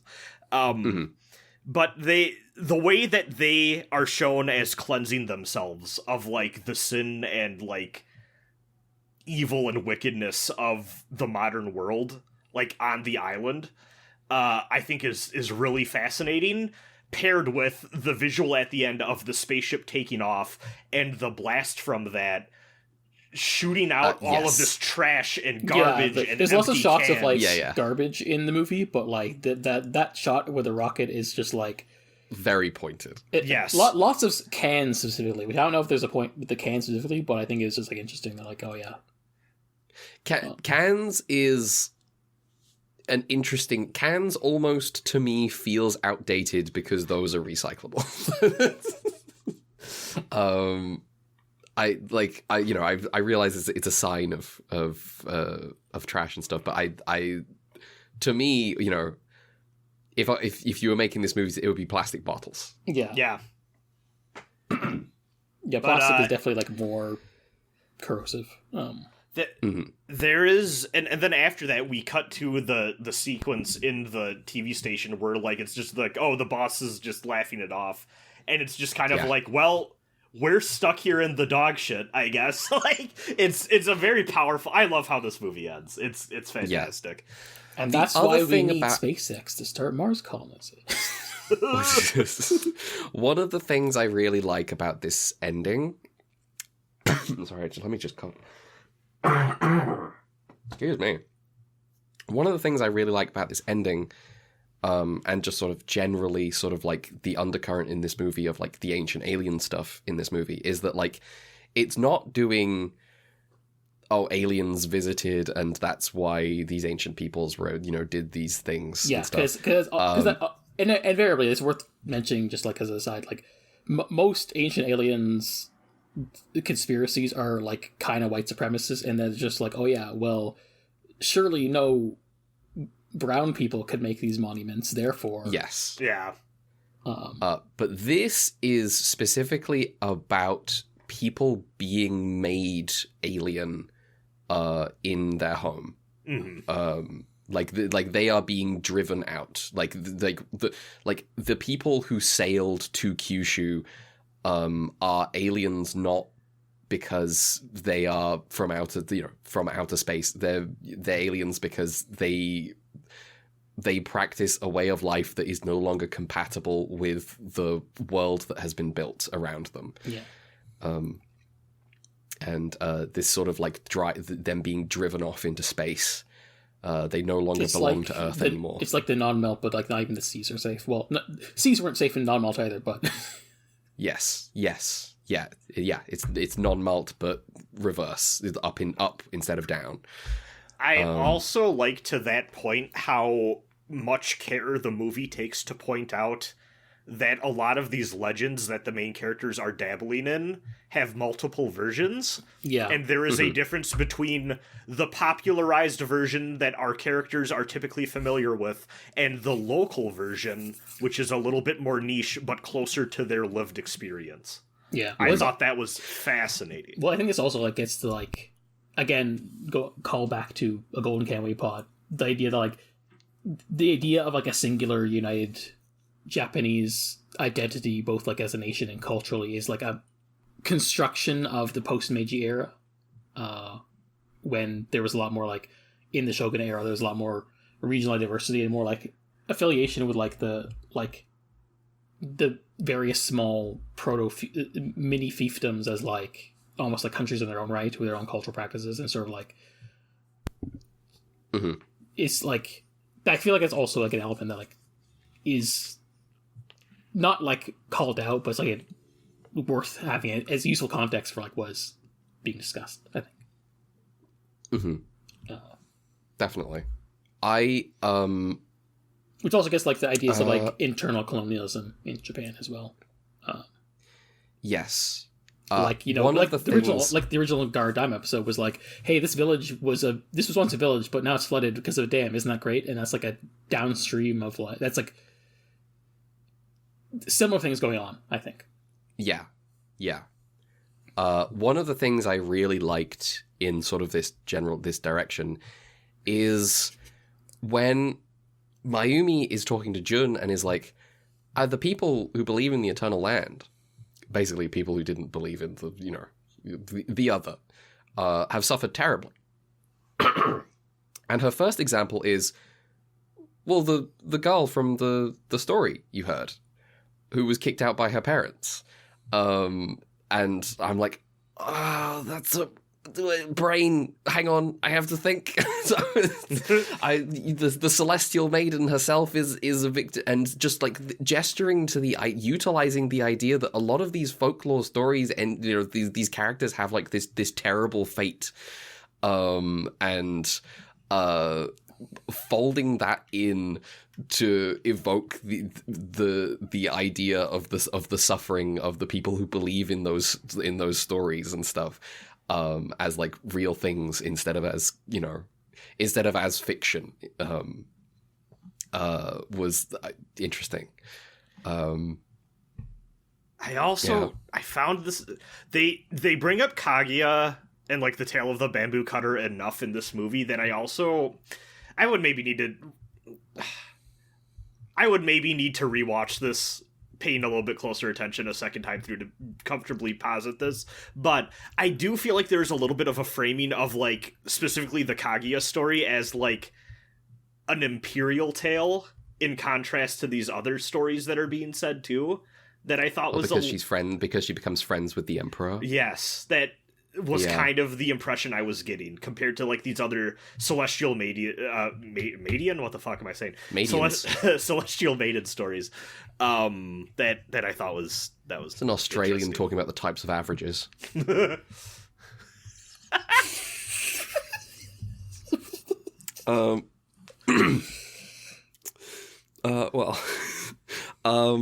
Yeah, I hadn't considered that.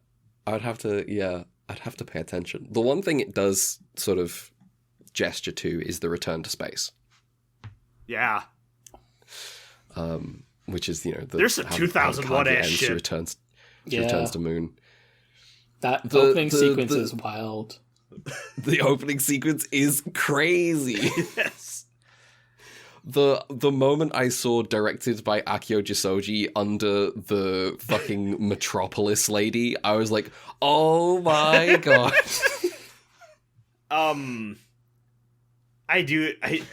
We've already gushed about it, but it cannot be understated how excited it made me to see this movie touch on an idea that we took big umbrage with very early on in this podcast, of how much of this, there could be aliens around you, is just Cold War dog shit, like propaganda, like yes, rat on people shit, into, hey, have you considered what you believe in and the impact you have on others in the world instead of worrying about what your fucking neighbor is up to? Have you thought about that for 1 fucking second? It's incredible. It's such a good final little jab. It's so good. God, I fucking love this movie. I think this might be my favorite thing we watched for this podcast. It's fantastic. It's really good. It's fantastic. Because it's taking so much of what I love about Ultra Q and is our favorite people from the sassiest of Ultraman.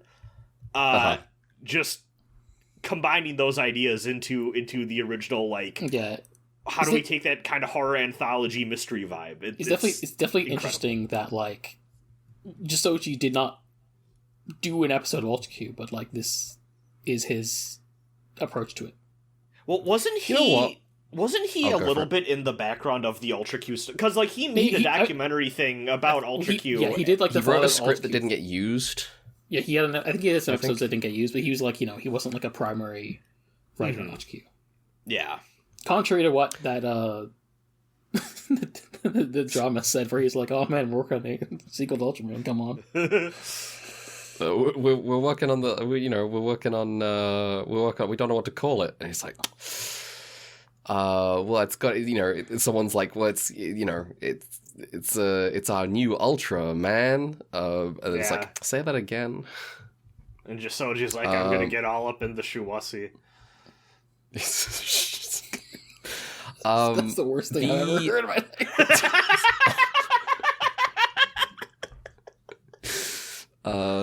The red is Flash. It's, let me look up the original Ultraman again. Ultraman images. Oh yeah, that's the Shuwasi. Okay. So it is actually interesting thinking about, previous iterations of this movie were going to be like anthology movies.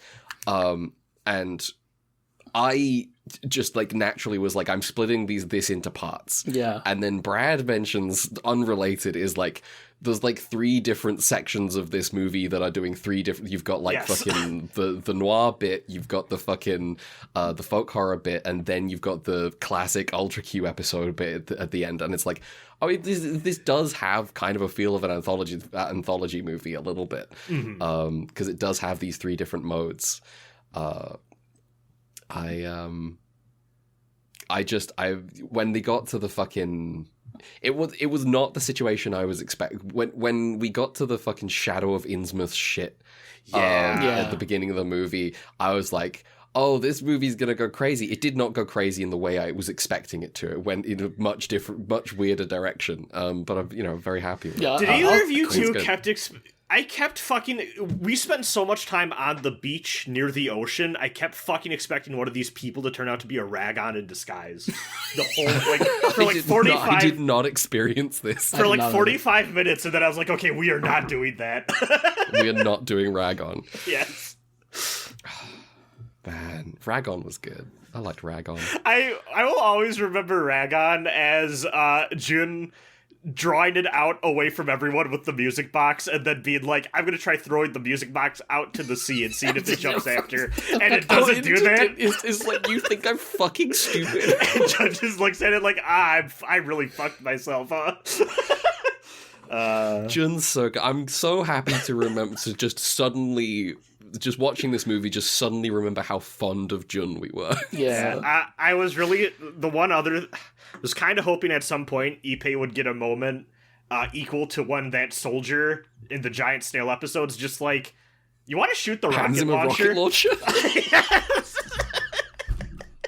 Does not happen. This Ippei is kind of... He's the Shaggy of the group. Yeah, a little bit. He's the Shaggy of the group who thinks that Scooby-Doo's gonna cheat on him.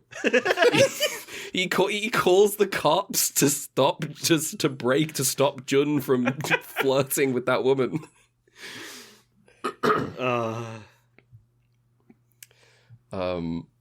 I am really interested in how much affection she has for Jun, while also lamenting, like, oh, deep down, you're probably never gonna truly get it. Even if you try, is interesting to consider. Because she really wants him to get it. Yeah. She really wants him to get it. I mean, that could just be like... She might feel that for anyone who's, like, close. Mm-hmm. Yeah, it's hard to tell how much she feels that for Hamino relative to... Yeah, I don't...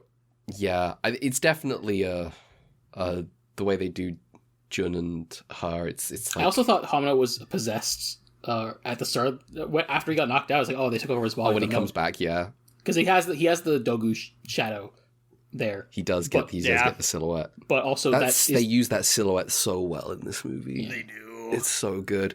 There's straight out of fucking horror movie shit when Hamino is like going to investigate all the villagers, and he crawls like out of his futon and goes to the door, and like from where he was standing you can see in the out in the background the silhouette against the wall. Wasn't there at first. It comes up after. Like, I mean, like it like comes in like with a light. A light shines for a moment after he disappears. I like it when it's shining against like that woman's the innkeeper's face. When she gets the marks on her hands, I don't know what that means. Yeah, that was the one thing. Marks on the hands too, and like there's other people who have that too. I don't know what it refers to. I don't know what the marks are. It's weird because he wrote they are definitely not doing this, but like it is. Like, if this was any other movie, I would say it's Stigmata. It is absolutely not that. It's interesting that like it spends the whole movie being extremely Japanese and then deploys the things that you might otherwise interpret as Jesus. Yeah, and it's like, no, it can't be Jesus. I know it's definitely not a Jesus thing. Extremely not Jesus. Like, it's like each hand has their own thing. What is? Yeah, it's like slightly different. I didn't take any timestamp. It's going to be very hard to find. See, at first I thought they were also... I'm not sure of this anymore, but when I first saw them on the hand, I thought it was evoking the prints and marks left behind on the victims of the water stuff, but I don't think it's doing that. I think they're different. No. Let me go to... We get a really good, clear view of it when she starts the attack on them, I think. Yeah. It's like mismatched marks too, and like one person praying at the end also has them. Okay, so this is the. Let me take a screenshot of this, post this in here. Truly, no idea what these mean, if they mean anything. Because on the one hand, they might just be, oh, this looks cool. On the other hand, it might be like a very specific illusion that we're not getting. This movie's full of a lot of that. Yeah. I have done my best to try to figure out what those are, where they've come up. Hasn't post in the chat, because I'm gonna try reverse image search and see if there's anything that comes up. Yeah, there's like because like one of them looks like the knife. It might be like, because there's the thing where there's like one looks like the knife, and there's a whole thing where they have the bronze swords at the sights, and the other might. Let me see. Because it's things like... Is the other like the kofun, like the key-shaped burial mound or something, maybe? I have no idea. Yeah, I'm not getting shit. Yeah, rip. But like for instance, they bring up the story of Ofube no O, and I'm like, I gotta look that up. And it mentions like he's like, oh, he urged people to worship this everlasting god, and the god was an insect, and it's like, well, what kind of insect? And the insect is it's like, oh, it seemed like maybe it was like a green silkworm looking thing with black spots on it, and I'm like, I don't know that I would have described the green thing we see in this movie that has like two black spots on it as looking like a silkworm statue, but now that I know that, I'm like, I think I could see that. It's not very detailed. I mean, it kind of curls if it's up supposed to be a that way, right? It does curl, but like when I googled like, oh, jade silkworms, they're all like much more detailed, and I'm like, well, I still think it's that. I still think because otherwise I don't know what it fucking is. Yeah.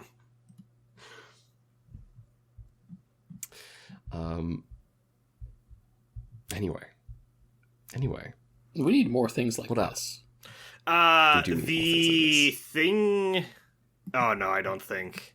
I tried looking at... Okay, maybe it's just as simple as this. I attempted to look up on, like, Japanese Wikipedia what it has to say about this, like, design, and it says that the patterns all over its body are similar to those found on Jomon pottery, which, like... Yeah, we got that in the movie. Well, yeah, but, like, I think that might just be... I don't know if the marks necessarily have more meaning beyond so much as they evoke Jomon era. Okay, and you know what? She is directly related to the Jomon era because she's the MF who reflects physical. Yeah. So it's sort of interesting that she's kind of creating she's kind of forged an alliance with like a different minority people, right? Because she's like Tohoku, and this village is, Amazoku, Kyushu stuff, who are like, I looked up the Azumi people, and it was all like they had their own like sea-based religion. They were like naval people. I believe like around the time of like the Emishi conquest, there was also like the Hayato people in Satsuma. So that's like also like, Kyushu. So yeah, and I think they were seafaring people too. So makes sense. And like there's different makes sense. Little islands and stuff. That's how it goes. Is there anything more to say about this movie? I know we spoiled it, but go watch it if you haven't. Yeah, go. It's really good. It's really good. If you are like, on one hand, I'm like, if you are a fan of this franchise and you haven't seen this, what are you doing? Well. And on the other hand, if you're just like someone who doesn't, who by a baseline doesn't usually watch Ultraman, you'd probably get a lot out of this because it's not an Ultraman thing. It's just doing something different. It's a kaiju movie. Yeah. I also think is probably the most accessible Jissoji work I've seen. That's crazy. Am I wrong? Well, I mean, I haven't seen This Transient Life, so based on that summary, I feel like some people might have some friction with that one. Yeah. I really like this movie. I think I was like, reading like a little bit of that. I caught a little bit of the production stuff on the Ultraman wiki because I made a shit post on Blue Sky. And I was like seeing like, it mentioned like Jissoji as like, I want to make a kaiju movie. I haven't done that. And I'm like, that's crazy. And this is his idea of, I'm going to make a kaiju movie. Yeah, it's like about things. It's about things, and the kaiju kind of is mostly not in the movie. Yeah. Oh, the stuff that isn't... we haven't talked about it. The stuff that isn't a kaiju, but is like Toku in this movie is cool. When we talked about it, the Dogu switch from being a statue, being a prop, into clearly being someone in a suit is so cool. Yeah. I was like, I can't believe you've made a suit for that. It looks great. And then the Metropolis robot lady is flying around. Great, just flying around, shooting jets of water, and it's cool. I did unfortunately learn by looking up that alien with the Japanese name that apparently this has been described as the official name for this attack is Super Velocity Seawater Bullet. That's not a very catchy name. I would name my attacks better. You should talk to Vegeta. He names attacks good. The Big Bang Attack. I also think there is a really phenomenal job. I mean, this is just classic Jissoji stuff with like the Dutch angles and all that. But I one thing that I think is kind of goes in tandem with the escalation of this movie too, is people get more out of frame the more this movie goes on, and I think absolutely. It really evokes this sense of like the ideas and the conversations and the struggle going on here is bigger than any of the central characters per se. And like kind of like I don't want to say de-persons them, but de-emphasizes like the individual scale in a way I found really powerful as we get to like the climax here. Mm-hmm. Yeah. I think Jun and Mayumi are like a really interesting, like, just like character dynamic in this movie.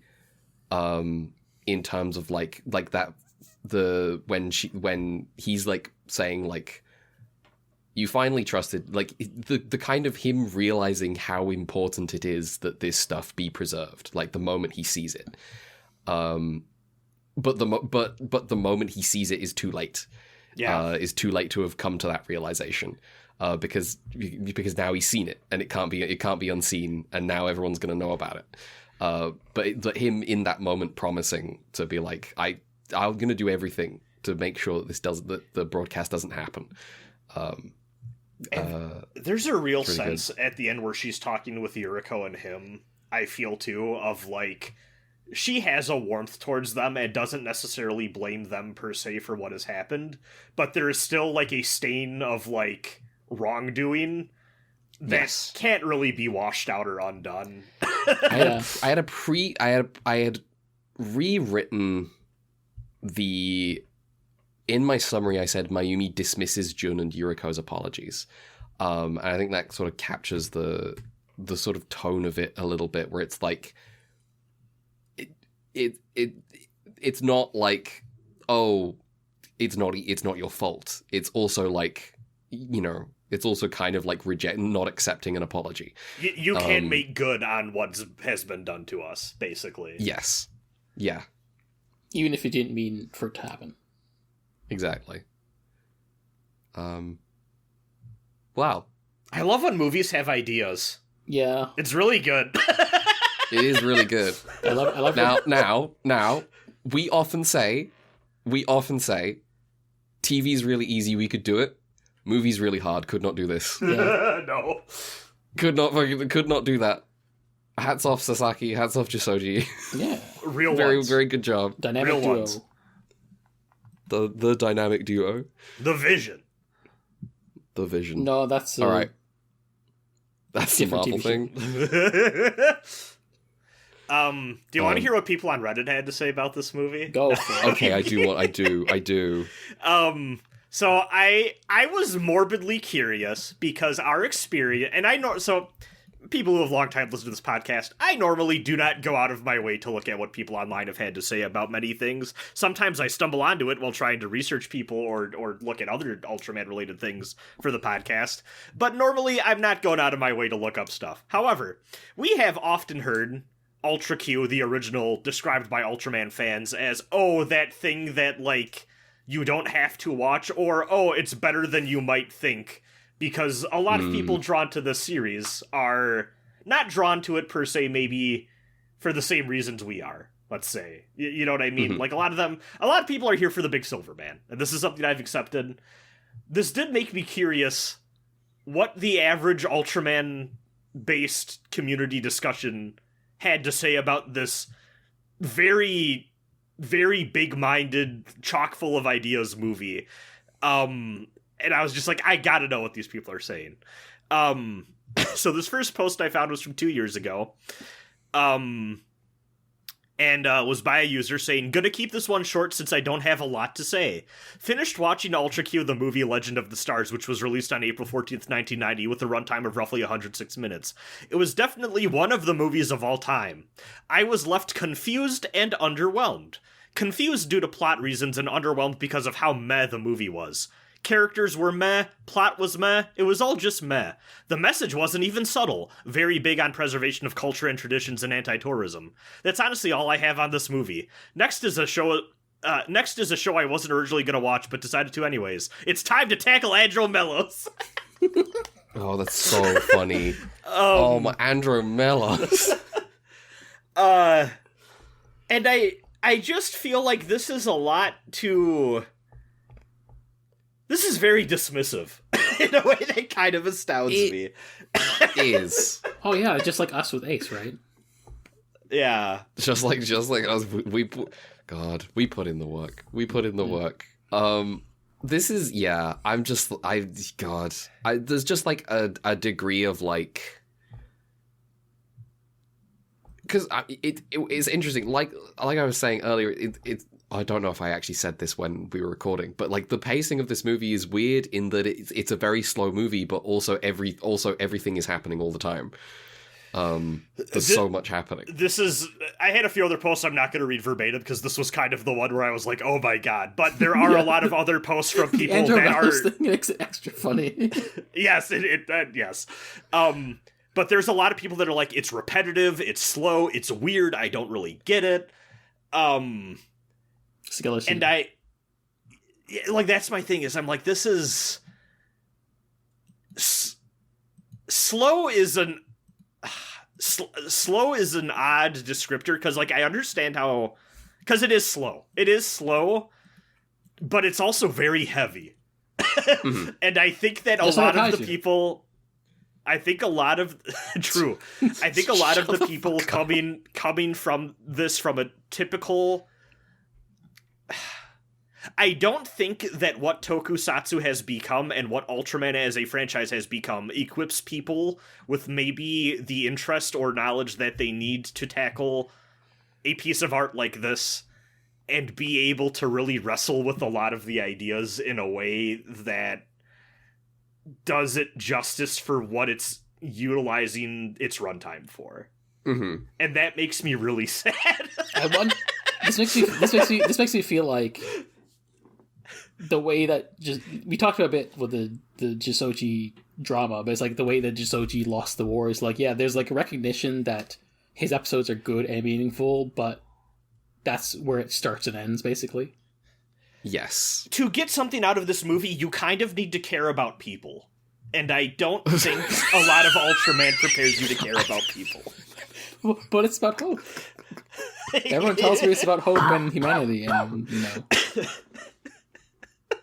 I mean, it is sort of interesting that, like, last week we were talking about a movie where I came away sort of like kind of about, but one of the things that you two appreciated was that, like, it's an animated movie. It can do things that a live action thing can't. And my response was, yeah, but there are things you can do in live action that you can't do in animation. And then realized as I was saying this, also Ultraman doesn't do those things. Yes. This does those things. Those things. Yeah. Yes. The everyone, I will say, I don't think there's a bad performance in this movie. Everyone's on point for no matter how big or small the part. Especially everyone's acting the shit out of this. Especially that raccoon. Yeah. Oh, that thing is so cute. There is no way in hell that they have this available for purchase as a cute, adorable little plushie in a jacket. But they should. They should. I'm like, do I make the raccoon the thumbnail of the YouTube version, or do I make the bamboo forest? I was going to suggest, there's a really good shot of someone pose the raccoon to look over the, like, photos. Yeah, that's not what I was thinking to do. Yeah, it's really good. I might do that one. There is a moment in this movie where the raccoon falls over as a dramatic, like, punctuation for, like, the scene of the TV set being cursed. Yes, it's so good. The fact that was Jissoji's, I think, is... Okay, when you said that that's Jissoji's raccoon, I had a two-step thing of you thought they made a plush of a real raccoon he owned? No. Okay. Okay. Well, like, the plush was his, that they apparently put, like, a little jacket on or whatever. But my two-step thing is, one, that's adorable that Jissoji has a plush raccoon that he was attached to enough to put in a movie as, like, a symbol that, like, gets utilized a lot. And two, Jissoji is, in fact, a little freak. And I did start to think too much about... Now, the fact that Yuriko's actress is cuddling this thing for, like, half the movie. Okay. Like, is there a nefarious purpose here? But, you know... Dark energies. Oh, the nefarious raccoon. Is he getting off on this in some way that I don't want to know about? Anything could be happening in his mind. We don't understand. Yeah. Brad. Don't concern yourself with what your neighbor is doing. What's your purpose in life? True.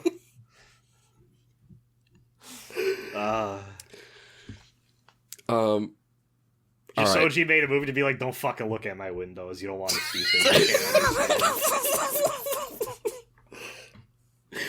He's like, oh, my episode of Ultra gets banned, but not the one where he's talking about watch your neighbors. It's like, if you look at my window, you're either gonna see me at my tokusatsu, or you're gonna see me at my pinku. I can't believe you did a reverse AMCA. You called a window windu.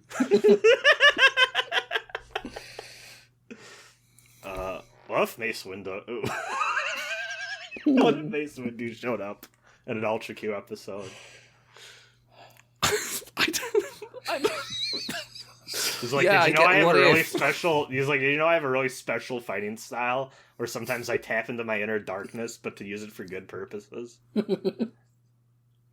It's okay when he does it. It's okay when it's Vapad. And you know what? It's okay when Plo Koon uses Force Lightning. It's actually the light side version. It's called Emerald Justice. Is that the cranium fucker? Who's Plo Koon? Is that the cranium fucker? No. I was thinking of Kiadi Mundi. Yeah. Oh, yeah. Plo Koon looks great. He blows up. He gets shot down, right? He does get shot down. In Rest in peace to a real one. Rest in peace. I have no opinion on Plo Koon. That's your failing in life. No, I'm joking. It's because you didn't actually watch the cartoon. No, I didn't. And I won't. Yeah.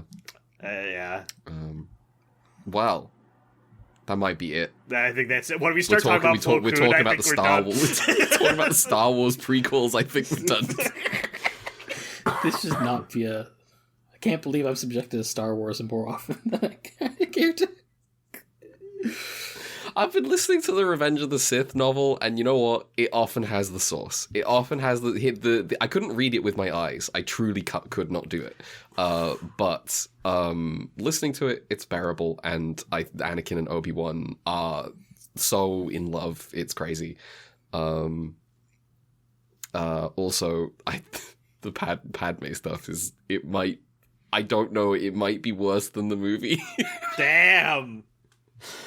There's an internal monologue of hers when she first shows up that's like, I wouldn't have done this, bro. Oh, it's Stover. A little.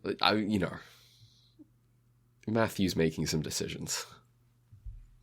I want to watch more Jissoji movies. I need to get back to the erotic Buddhist trilogy. Yeah. Yeah, I should start the erotic Buddhist trilogy. Yeah.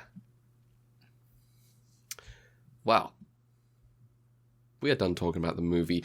Join us in just a moment where we'll talk about anything else. Oh god, I already forgot that we do that.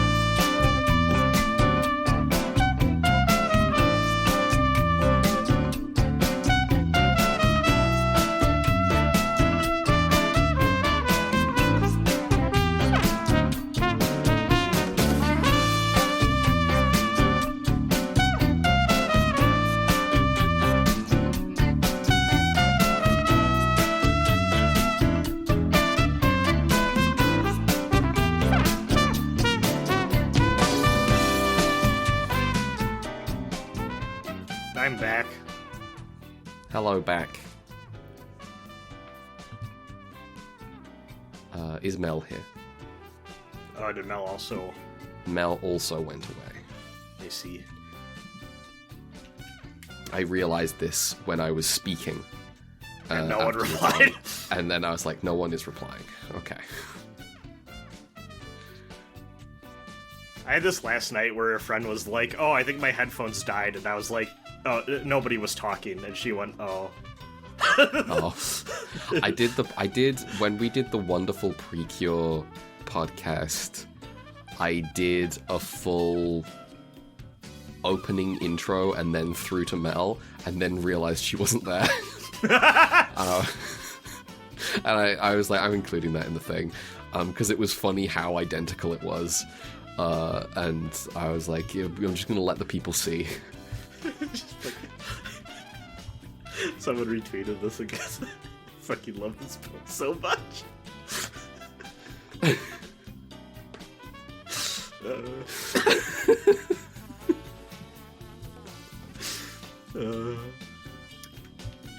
It's kind of crazy how Quentin Tarantino just like said "fuck you" to this man publicly, and then he was dog shit and ruins good movies. I don't know who Quentin Tarantino thinks he is. He doesn't. Why aren't you chilling, bro? Why are you Why? Remember when he also said that Bruce Lee was a little bitch boy who sucked ass at fighting, actually, too? Yeah. What the fuck is this? No point. Sky post.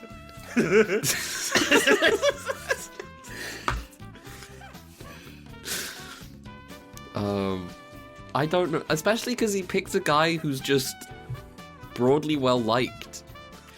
Yeah. What is this about? Quentin Tarantino saying Paul Dano sucks ass and ruined There Will Be Blood. Damn. It's just sort of puzzling, because it's like, I don't think that's true. It's not true. He's great in that movie. I don't think that's true. People like that guy.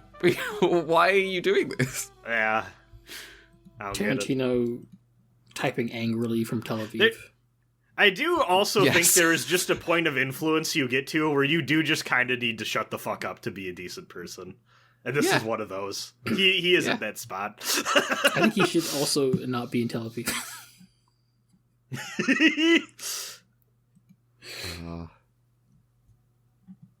Well. Wait, who is he in Looper? That's a movie I've never been able to finish without sleeping.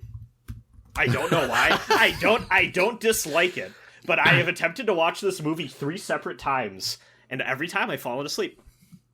Since it came out. The guy who gets the guy who gets cut the fuck up in Looper.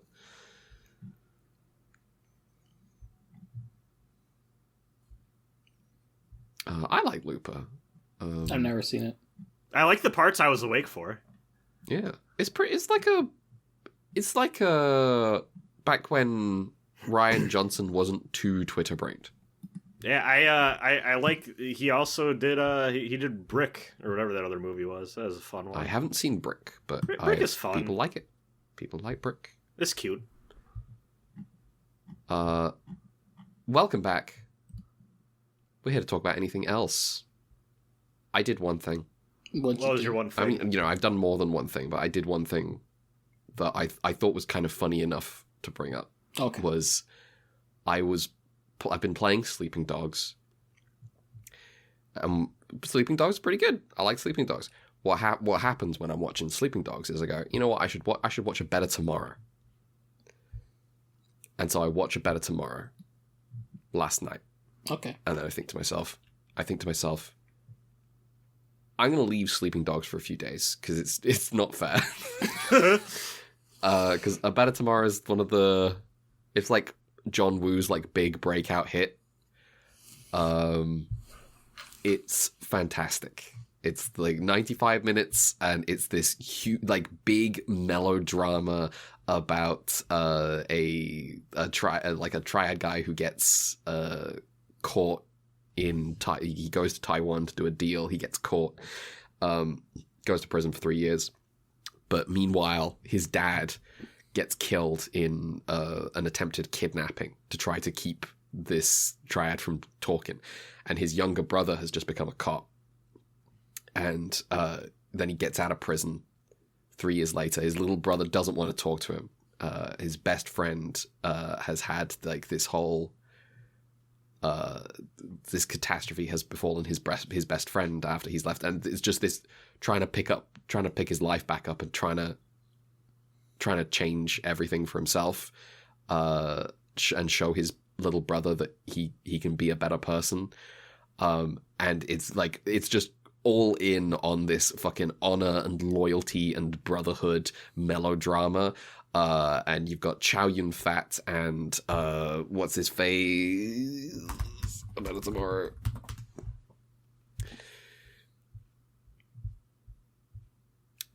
T Lung and Chow Yun-fat as like these best friends who are just like staring longingly at each other and just like having these incredible emotional reunion. And I'm the action in this movie is not like as impressive as say in like a Hard Boiled or anything like that, but or Face Off. Or Face Off. I haven't seen Face Off, but well, maybe you start. Maybe I should watch real John Woo cinema Face Off. So but his style's kind of here, like in like an earlier form, but I think the characters are really good, and there is one woman of note in this movie who is like the little brother's girlfriend. And I think she's actually pretty good. She's like filling the role of like the she's kind of like has to be like a go-between between the little brother and the older brother, because the little brother fucking hates him, doesn't want to talk to him, and the older brother just being out of prison is making his little brother lose his mind. And is like, I can't get a promotion because, like, they think I'm connected to the triads. I can't, it's good shit. And then there's a big shootout. And, loads, people just, like, wet and sweaty and covered in blood shooting each other. And I'm like, hell yeah, John Woo movie. I got that recent 4K of the Killer. I should finally watch that. I should watch The Killer. I should watch more than 2 John Woo movies. I mean, I've only seen 3 John Woo movies at this point. Redcliffe's a good one. It is a good one. 5 hours, 5-hour-long movie. That's kind of me. I've been sick, as you might be able to hear a little bit in this podcast. I have been sick and I have been gaming. I'm always sick and gaming. I'm always sick, and you know what they say about me? I'm always sick, as in bodily ill, and also gaming. Who's up next? I have very few things as well. Go for it. Well, I have a sneaking suspicion I was the only one who went out to the movies to to go see the Gundam double feature this past week. Oh, it was like a wing. Was it Endless Waltz and yeah, it was. Urdr-Hunt. Yes. So it was. They didn't bill it as a double feature. They called it as a special screening because it was one Urdr-Hunt, the gacha game spin-off of Iron-Blooded Orphans that has been compiled. All the cutscenes have been compiled into a compilation film. It was Wedge of Interposition, I think it's called. There's like a 10-minute little like anniversary for like the 10th anniversary short that they made that is between seasons 1 and 2 in Aibo. It's a cute little moment that I actually liked a lot for what it was. Then they showed which I think Mel brought up actually a few episodes back, the short little 3-minute Wing anniversary. Yeah. Oh, with the frozen teardrop stuff? Frozen teardrop stuff, yeah. Which they played right before going right into Endless Waltz, the movie version for the last little bit of it. And yeah, that gacha game story is fascinating. It's first of all terrible movie. It turns out that compiling a bunch of gacha game cutscenes into a movie with connective tissue that might as well not exist does not make for a compelling story. That game definitely ended before the long-term story they wanted to wrap up, reached a satisfying conclusion, because it ends on a very funny, and the adventure is gonna continue note that I do not think will ever get followed up on. The person writing that story is wild, because they clearly just decided to go, people like Gundam Unicorn. What if I also made my Gundam story a treasure hunt with a runaway princess who falls in love with our main hero boy? What? Yes, it is. The Urdr-Hunt is going around to different places that are important to the history of Gjallarhorn and picking up on mystery signals and getting these special rings. And at the end of the... hang on. So one, I think the bit of Unicorn that even the Unicorn fans admit is stupid is the bit where it's a treasure hunt. Yes. Second, the reason that the treasure hunt has any appeal is because they're going through sites of significance to this very long-running series, which IBO isn't. Yes. So they make up things like, hey, there's a weird little space station that has this drone defense system that we gotta recruit more guys to join our party to help take out the drones. Did you know Carta Issue's family had a fucking a big cannon deep in space that has like lightning around it for some reason? I don't fucking know. Anyways, the reason they're doing this treasure hunt is because a rich person has declared whoever wins the treasure hunt gets like $1 bajillion, and this young boy from a Venus colony wants to turn his prison carceral work home into a destination vacation spot to get the economy going. Okay. And there's also a girl who is from one of the Gjallarhorn families that, for reasons related to season 1 of Aibo, is like, hey, you're an illegitimate child from this family. We can make you into a new princess lady. And she's like, I don't want any part of that. So they try to kidnap her. And the hero boy's like, no, you gotta be friends with us instead of being a princess. And yeah, it's nothing. It's a nothing movie. You don't need to watch this. It's bad. I went in with low expectations, and it was about at what I expected. Okay. The 10-minute short is fun. They decided that a good 10-minute short would be, what if we told the origin story of Orga's red suit? And it is basically just an excuse. I can't tell whether I like that or not. It played better to me in the thing, because it really what it is, hey, do you want all of the characters from Aibo that you like hanging out and just kind of shooting the shit, and then right at the end they bring in the suit. I'm like, that's kind of cute. It's basically just a little bit of a hangout thing. Yeah, that's fun. Yeah, it as a 10th anniversary little thing to get the cast back together, I'm like, yeah, it's fine. That wing anniversary short looks really good on a big screen. Mel, you are right. It is basically just hype and aura moments. Yeah. Let me tell you, it's Wing's strong suit and nothing else. Let me tell you, when you put the big Gundam in a cloak with the hood up, and it's gliding around on the Martian sands, it does look cool. And then Endless Waltz was Endless Waltz, which is to say a dumb fun time. Yeah. I had fun with it. It is unfortunately the origin, as far as I can recall. Thing.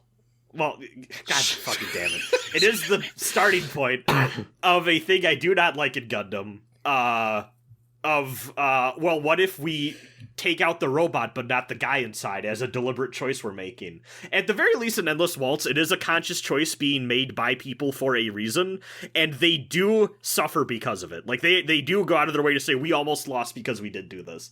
It's just that opened up a bottle for things like Seed to be done with it.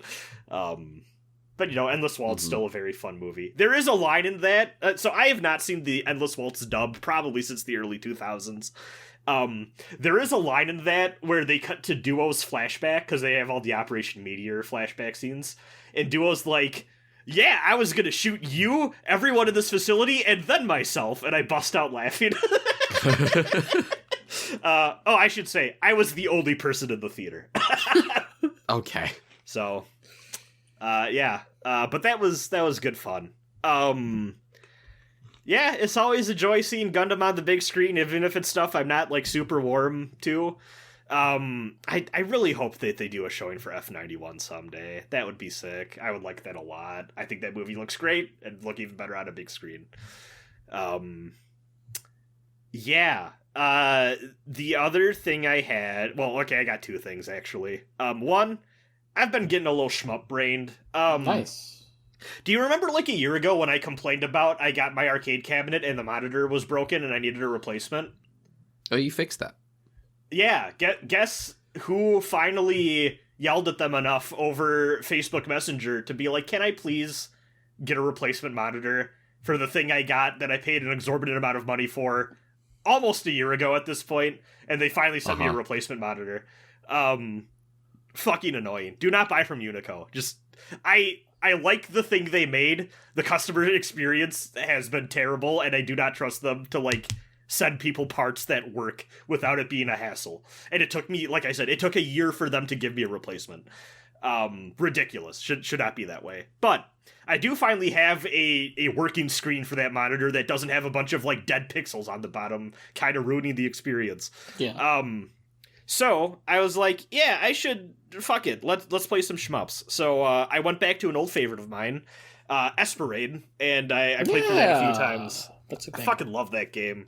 That game's great. So for anyone who doesn't know, Esperade is a cave shmup, and the thing with that's kind of neat from just, like, casual perspective looking in, it's not, you don't play as, like, a ship or like a robot or anything. You're a psychic child shooting out psychic beams and other psychic guys, which is kind of fun.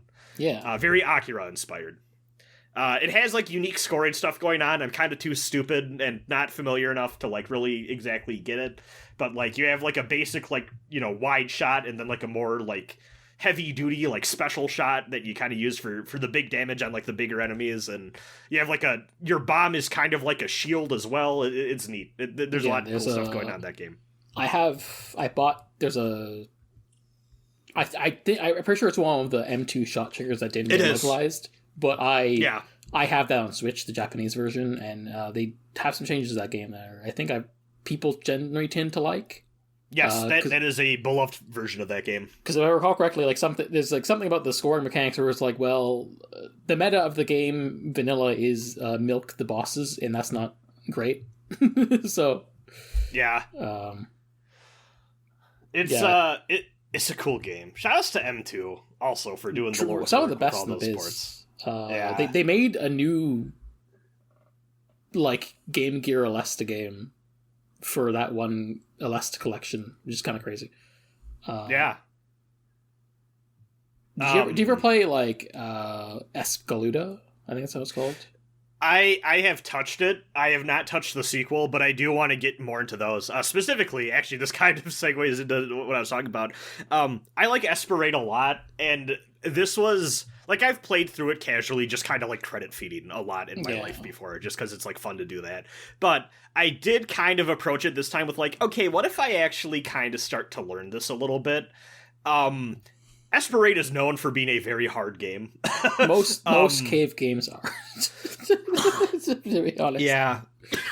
In doing my research, a lot of people said, well, Esperade of the trilogy, because there's two sequels, Escaluda and Escaluda 2. And those are more like of a fantasy thing, and they're spiritual successors. But, like, kind of have, like, a lot of, like, the same, like, common, like, gameplay lineage and stuff. Yeah. Like, you can tell they're of a series. A lot of people said, hey, you should maybe, before attempting to, like, learn Esperade in depth, you should probably get more familiar with Escaluda and Escaluda 2, because they'll kind of prepare you better. Esperade in particular... has a lot of randomness to the bullet patterns. That means that instead of just memorizing things or like memorizing patterns and safe zones and such for boss fights and encounters and stuff, you are reacting a lot on the fly to very fast and very tiny bullets, and that can be a lot for like someone not super in depth with the genre, which is me. I'm not great at shmups. I've also heard that Escaluda games are good as a beginner shmup.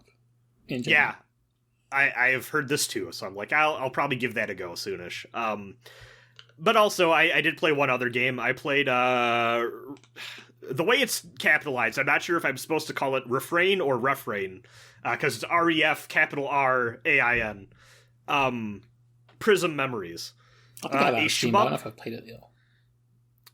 It is cool. It is a shmup that is very, like, early 2000s, like, indie Dojin Circle, kinda, like, you know, cyber wavy, Denpa, like, the net, capital N, aesthetic.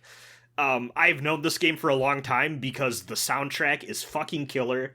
I believe it's tangentially related to some of, like, the Toho Project Circle stuff. Like, it's not made by Zun, but I think some of the people that he has worked with in the past made this game. And this is a very approachable game that has a very, like, good 4-step, like, difficulty setting thing. So I played through on easy, and I think technically I think I got my first 1cc on that game's easy mode.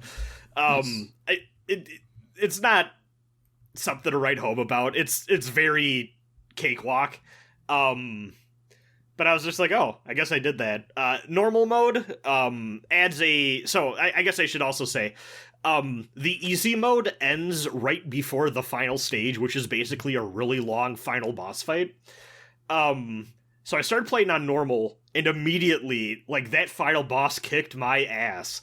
And this is a game that has actual, like, lives and continues, so you can't really credit feed. Like, you are restricted to 2 credits. Mm-hmm. There's a thing with, like, Toho games as well, because they're PC games. Yeah. I kept getting to the final boss and getting fucked. I finally... The way I beat this game is I got so good at the rest of the video game that I never died and kept racking up extra lives, and then got to the final boss, and just, battle of attrition, managed to kill it before my final life was lost. That is a valid strategy. Yeah, and it felt great. But that is a game I want to spend more time playing. It has a very interesting mechanic as well, where you fill up this bar that lets you shoot, like, your big super laser that's kind of like your bomb equivalent. But you have different tiers of it, and how many times you mash that bomb button is like how many meters of your super weapon you use up, and it just, like, annihilates enemy health bars, though. Because in my head, these are separate things. For me, I'm of the view that, like, rail shooter can apply both to quote-unquote 3D shmups, which is like Star Fox and Panzer, and also light gun games, which are not shmups, but... That's true. So there's a Venn diagram. Yeah. It's genre is fake, so... True. I actually did the other week just play through Star Fox Super Nintendo and just not talk about it on this podcast, because every time I play Star Fox Super Nintendo, I'm like, that's neat. I'm gonna play Star Fox 64 again. I need to actually do a playthrough of that game at some point. 64 or the original? 64. 64 is great. So I have every three... I would say every 3 years, I play Star Fox 64, and I go, I'm sure I've lost it. And then I attempt a hard route run, and I just do it. And I go, oh no, I still got it. I played a lot of Star Fox 64 as a child. Love that game. And then the last thing I did. I do unfortunately have to give them credit. The last Nikke event was really fucking good. So Nikke, I guess they deserved after all that happened to them. Listen, this is the most after everything that they've been through. So Nikke does this thing, and I think I've talked about this in the past, where there's kind of 2 storylines present. There's, like, the main story, which you go through as, like, they add more main quests to the gacha. And also, like, half of the events are, like, centered on, like, contemporaneous to what's going on in the main story. Usually they're more focused on, like, specific characters or party members or whatever. And then there's also kind of, like, this background, like, lore story of, like, going through the early days of, like, the big apocalypse that happened that required, you know, humanity to make these robot women to fight the evil robots that are trying to destroy everything. And, like, that's where you get a lot of, like, the really good, like, oh, they absolutely want you to pull for these characters, like, come from the past storyline. There is the original batch of Nikke, known as the Goddess Squad, that are all, like, super important heroes that, like, for various reasons in the present are, like, kind of wandering around the world, not really, like, allied, but kind of helping out the main, like, government that the main hero, like, protagonist and his squad work for. And this is kind of, I would say, I'm sure they'll find ways to fill in more gaps, because they always do. But this was kind of like the last big quote in the present. But then every time we cut to the past storyline, all of the characters that are still present from the past have different, like a different appearance. So this is what she originally looked like. And this storyline... she became punished. Yes, this storyline is about how she became punished. And it's also... There's a framing device, because, of course, they want you to pull for the new character they made. So, this is the new character that they pulled for, which I ended up grabbing because I'm like, fuck it. This is Snow White Heavy Arms. Actual name. Let's go! This is her new form. All right. But this is about the actual trope art. Yeah, the coat has been removed. Yes, I do wish the coat was still there. I'm not gonna lie. I like the coat is cool. Oh, we got the really tight bandage on the thigh. Yeah. We've got I'm having a okay. I understand. Not really present in this image, but she does have sub-arms attached to her back to help her carry all this shit as well. That's good. And there's a really good like a model kit series on these girls, to be honest. I think they might at some point. I'm not gonna lie. I think they would make $8 bajillion immediately. Yeah. I mean, there's a lot of figures and statues already. So specifically, a lot of the bosses are very mecha brained, and I'm like, I could see them at some point doing model kits. I don't know that a lot. I don't actually know how models work out for like human figures, because like the mechanical sort of nature of it works. There's well like some for of them robots. out there, like the 28 heroines or whatever.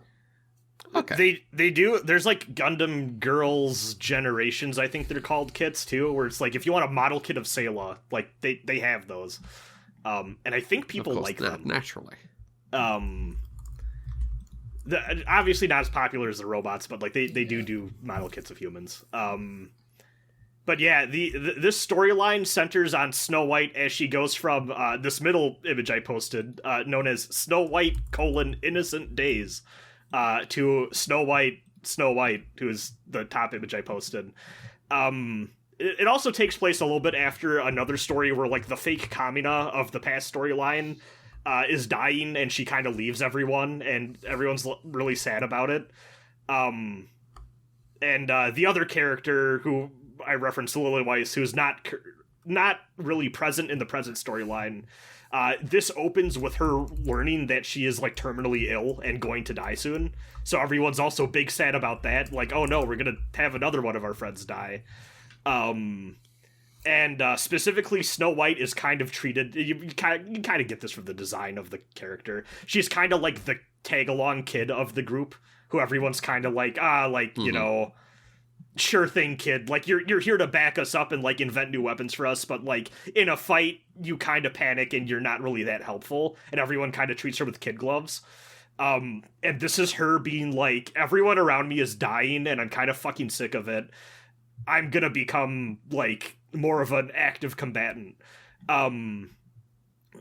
meanwhile, there's weird shit going on behind the scenes with, like, the situation is getting really desperate with, like, there's this arc being invented that is, like, kind of your core base in the base game. It's kind of telling the origin story of how all that got started, and, like, the government corruption of, like, who gets to come aboard the post-apocalypse shelter and who gets left outside, that, like, the commander and Lilo Weiss kind of uncover. There's a point where they get separated, and the commander's name is said in the past for the first time, confirming that guy is, like, I mean, it was obvious already, but, like, confirming hard, like, oh, this guy in the present was this guy from the past. There's a love confession, which I did not expect between those two characters. But this all culminates in a scene where Snow White is surrounded by enemies, and they do a very good thing that I've made fun of the fact before that Nikke kind of only has, like, 3 different tragedies it tells, and a lot of it has to do with amnesia. This feels like them going all in on that, where it is revealed that Nikke have a fight or flight emergency combat program implanted in their brains that basically emphasizes different cognitive functions at the expense of others to help them survive in crises. And there is a really good scene where she is surrounded by, like, these enemies that have been, like, really, like, hyped up as, like, oh, no one person could, like, defeat this enemy type or whatever. And it cuts to an internal monologue of her going through a list of all of her different friends and loved ones and deciding which ones she wants to forget so she can get a power buff and which ones are too important to her. That's really good. Yes. That's really good. That's fucking cool. And it is incredible. Like, it is... Red Hood, who is, like, the girl who is, like, sick and went out to the desert to die. Well, I'm never gonna see her again, and even though she was my best friend, I'm gonna forget her. Lilo Weiss, my adoptive mother figure, who I look up to as, like, the second biggest hero I have. Well, she's terminally ill. She's not going to be around much longer. I can forget her. And there's also kind of this question a little bit of, like, is she choosing to do this because she doesn't want to deal with the grief of having lost these people? And it's kind of fucking incredible. And I'm like, she is immediately, like, gone up to be like, I think this might be my favorite character in this story now. But yeah, it was phenomenal. I can't believe I was like, cooking. God damn. It was incredible. Now, granted, I need a cold splash of water back to everyone. This is still Nikke. And they are also implying... Tell us everything. Well, you see, I referenced that there's this big post-apocalypse arc shelter. There is a fake Vatican that's been involved in the Nikke story tangentially. There is a Gunnar Bene Gesserit that has been revealed to be behind the, You mean the Bene Gesserit? Even more so. Hold on, I gotta post the image. I think I posted them in here once already, but, they look like, this isn't fan art. They look like this. They got the big bap. I've seen this. Yes, I've seen this image on Blue Sky. Jesus Christ! I've seen this posted. So in the modern story of Nikke, there is a controversial storyline turn thing that happened where the main character kind of sort of has a child now that was extracted, quote unquote, from his fluids by the enemy in a dubious way. I see. They also start to seed the idea that this fake Vatican wants to make a seed. God damn it. Anyway, they start to, I don't know if implant is a better word. They start to suggest the idea that this Vatican wants to make a quote-unquote mechanical messiah that seems to be tying into what they're doing with the main story, which it gets really stupid. Okay. So, cold splash of water. The detail I wanted to observe on this design is that she tucks her arms under the sort of, like, flaps of the dress that come forward over her boobs, yes, because she has the space. I'm like, that's a hilarious touch. Yeah, but Nikke seems to be heading into a direction that I think is really funny of, you and the main poster girl are, like, pseudo-adoptive parents of this weird child thing, and also the evil churches behind everything, and we might have to kill God, but robot God, which I think is really fucking funny. I see. The so I'm curious to see where they go with this. But I can't believe it's Butlerian Jihad. Yeah. I hate to give him credit. Sometimes Nikke is cooking. That's all I had this week. Nice. Sick. Mel, what you been up to? I've somehow managed to finish 3 games this week. Oh, shit. Go for it. Funny enough, the order I did them is the order I started them, and also reverse order of how long they are. Which order would you like? The shorter game first or the longer game first? I can't decide. The medium length game first. No, that's not how we do it here. The Joker's trick. Longest. Okay, yeah. So I'd be Phantasy Star 4. Phantasy Star 4. Yeah. Nice. I ended the Millennium. Yeah. That's a good video game. It's a good video game. It's a good video game? It's the one and ambiguously good one. Is it your favorite of the 4? Yes. It's not a contest, really. This is the one I feel like I know a fair amount of people that have only played one of the classic Phantasy Stars, and it's always this one. Yeah. If you were to only play one, it would be this one. This is just like a well-made, well-done RPG. 16-bit RPG. And it's good. There you go.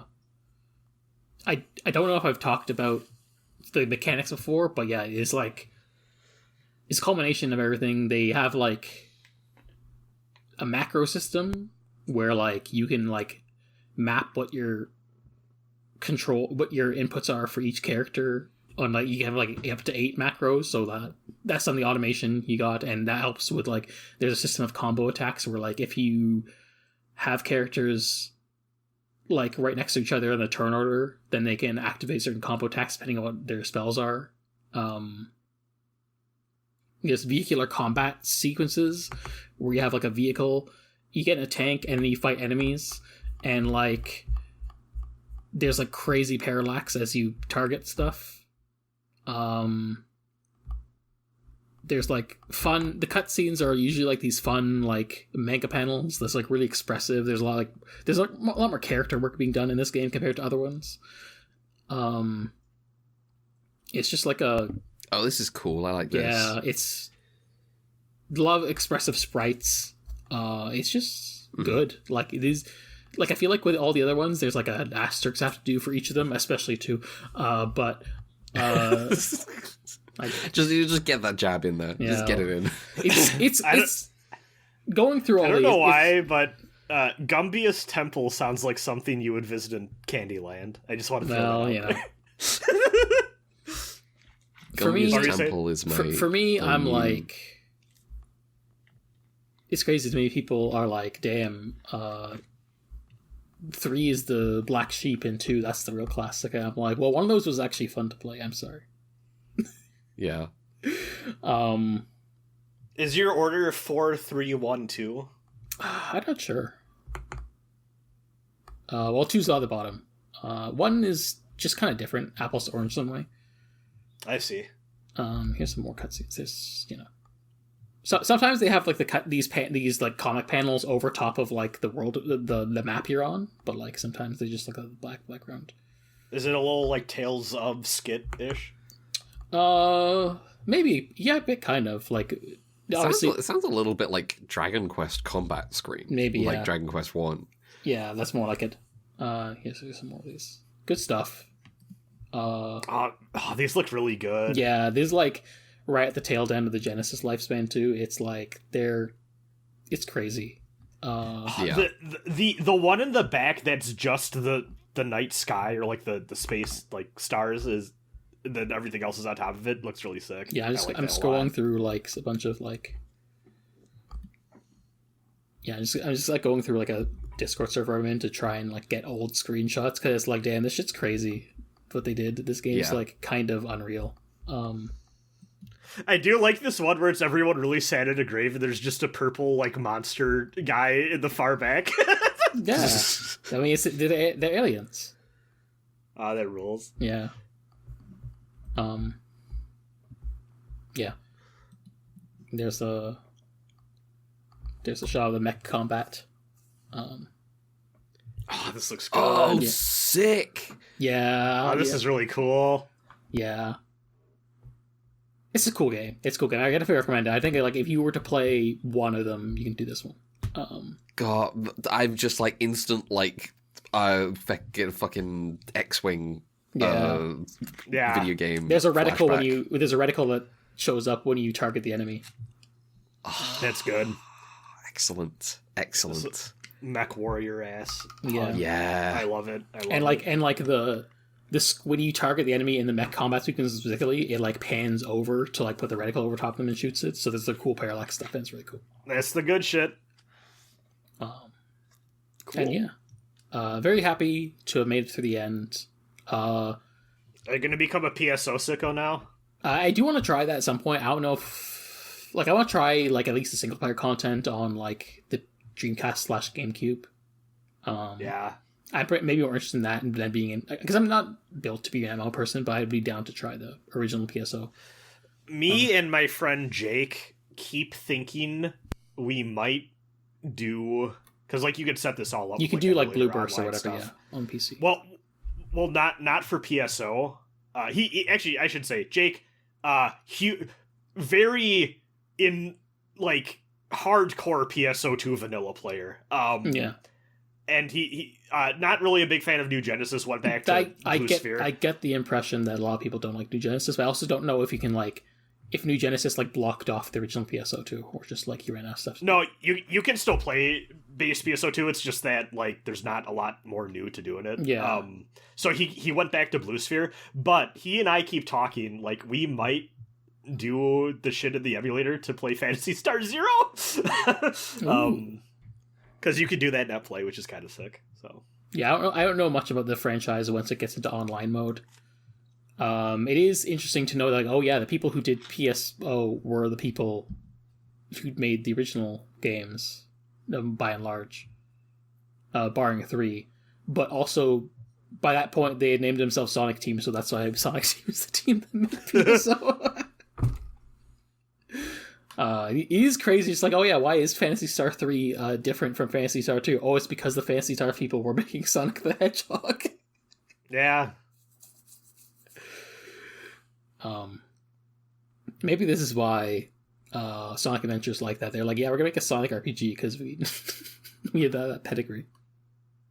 PSO did, like, I never played it online, and it was a game I solely played at friends' houses doing split screens, but like you could tell when PSO came out, is like, oh, like, this feels new and, like, exciting. I also want to give it a try, because I heard that, like, they want to get multiplayer / online and Burning Rangers, and that PSO is kind of, like, mechanically a successor to Burning Rangers as well, which I played last year. Oh, so. That's interesting. I should play Burning Rangers. It's good.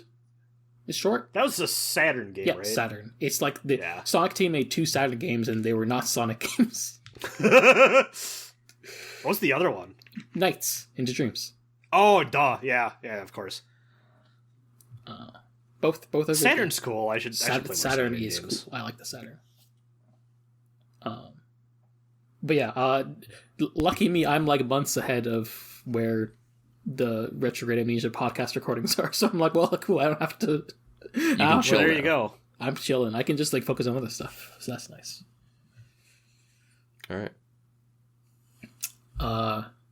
I'm gonna you may continue. I'm gonna quickly go grab. I've ordered food. I'm gonna go quickly grab that, and then I'll be back.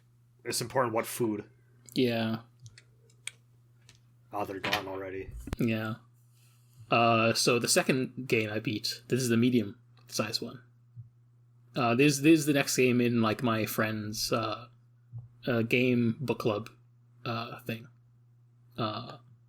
And it's like it is a 3-week long journey, so not too long, but yeah. It's a launch title, kind of launch window for an old system, and it goes kind of crazy.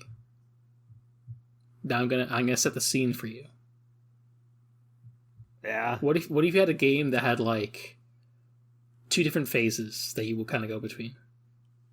On one hand you got like anything else, like a platformer with like some slashing, some kind of action game.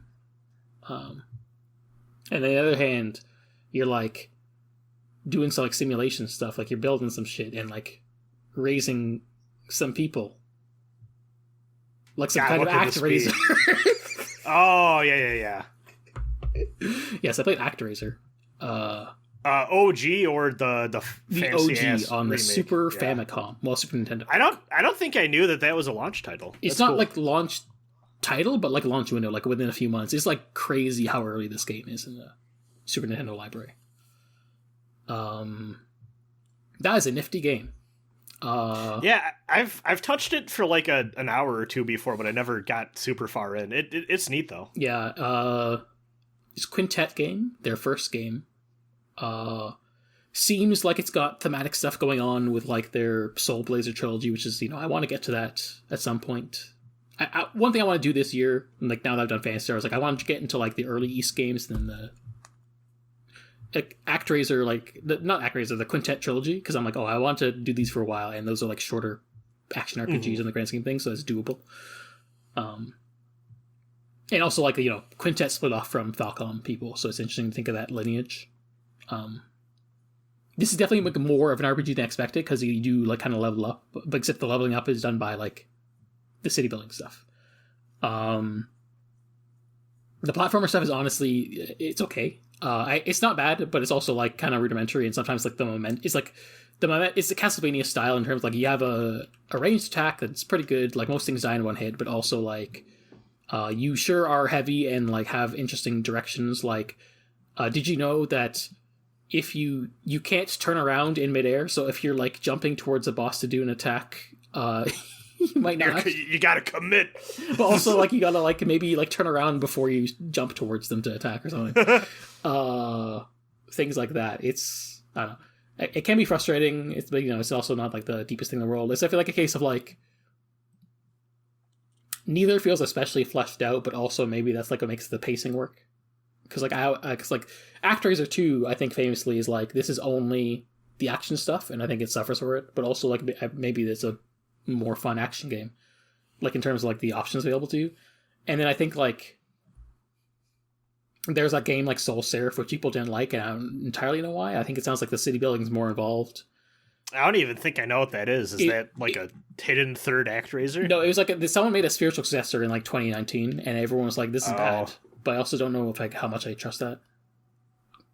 And then I don't think I ever knew about. And this. like, I think people tend to like Actraiser Renaissance, like the re-release, but like that also adds like an entire tower defense mode, which like makes the game a lot longer too.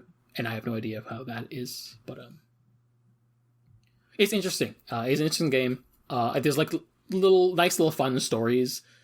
It sure does feel like, in a way, like, I'm back, by the way. Welcome back. Welcome back. It does feel a bit like I can see maybe what's his name? Yoko Taro was a Quintet fan back in the day. Just some of the stories, just like some of the stories are like, yeah, there's this God, please deliver this bread to the young boy Teddy. Everyone had to draw lots to sacrifice themselves to demons, and Teddy sent himself. Or like, everyone is so happy, but because they're happy, they forgot about you. Aren't humans quirky like that? Or things like that. There's just like lots of these stories that have like bittersweet endings, but with like a hopeful tone, because you're being told this by like your friendly helper angel, who just kind of has like a jovial, detached tone, and you're kind of like detached from everything because you're God. Yeah. What on earth are you talking about? What is this game? It's Actraiser. Oh, I see. Now I understand. Yeah. Also, for some reason, is the city building portions are also kind of shmups, because while you're building stuff, you're getting attacked by demons, and you have to like build the town in the direction of the demon portal so the people in the town seal it, but also the demons are going to fuck up your town, so you have to shoot at it with your angel, who is also your cursor. That's interesting. And the demons will, like, you know, do things like, oh, we'll blight the crops, we'll, like, kidnap people, we'll burn down houses.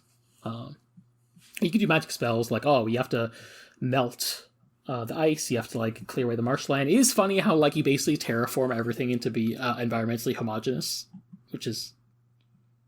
don't think about it too much, I guess. But you do just kind of turn, like, deserts and snowy mountains into, like, well, there's another pastoral farmland. Frank Herbert voice, this will go well. Yeah.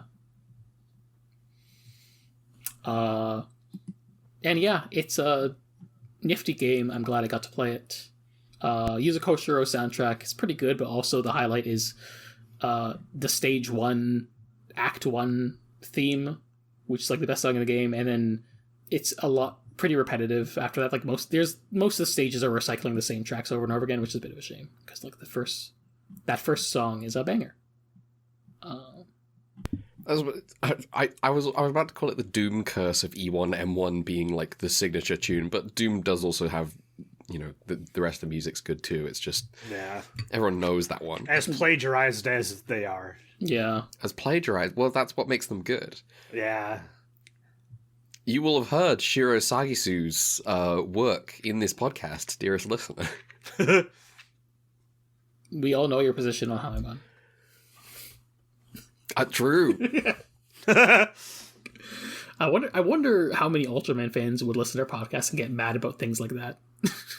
I'm starting to realize maybe I'm pro thievery. I hadn't considered this. Red's Robin Hood arc begins now. Or Goemon. Yeah. Yeah. What food did you get? I asked and then you left. Oh, I got Chinese. Nice. I mean, it's not, you know, it's like it's not the nicest Chinese place, but you know, it's quick, it's cheap. Yeah.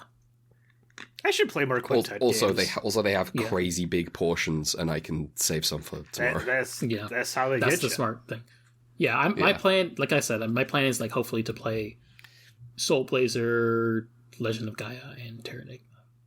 I played Terra Enigma a long time ago, and I remember really liking it. Yeah, but it's been a minute. What's the order? Is Soul Blazer's first, and then is Terra Enigma second or third? Terra Enigma's third. It was the order I said, basically. Okay. Just for clarity. Yeah, for some reason I get the impression that Illusion of Gaia is like the odd one out, even though it's part of the trilogy, but I don't know where that comes from. But I don't know enough about either of those other ones. But actually, I think Illusion of Gaia is one that got like a fan retranslation that was by some guy that was like, "Oh, I made the script better," and then you like look at the screenshots and you're like, "I don't think you did that." I disagree with the statement. I think I saw there was a Terra Enigma hack that like changed the protagonist's hair, and everyone was like, "Why?" It's like the Link to the Past ROM hacks that make it so his hair isn't pink because some people are weird and insecure. Never forget. I mean, the sort of like the true good version of this is the version of. It's not the same thing, but I just want to mention it. I was reminded of it. I mentioned it. The fucking the cross-ange version where the subs have just used the tech to create a just an erect penis on one of the characters in the opening.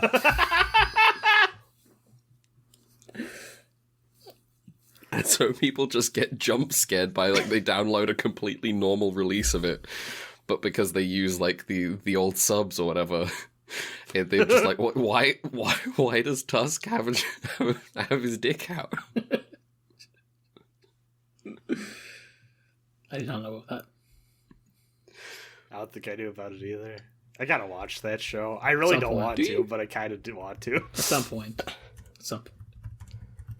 And the last thing I did, I beat last night. Much shorter game. got around to Downtown Special. What the fuck is this full name?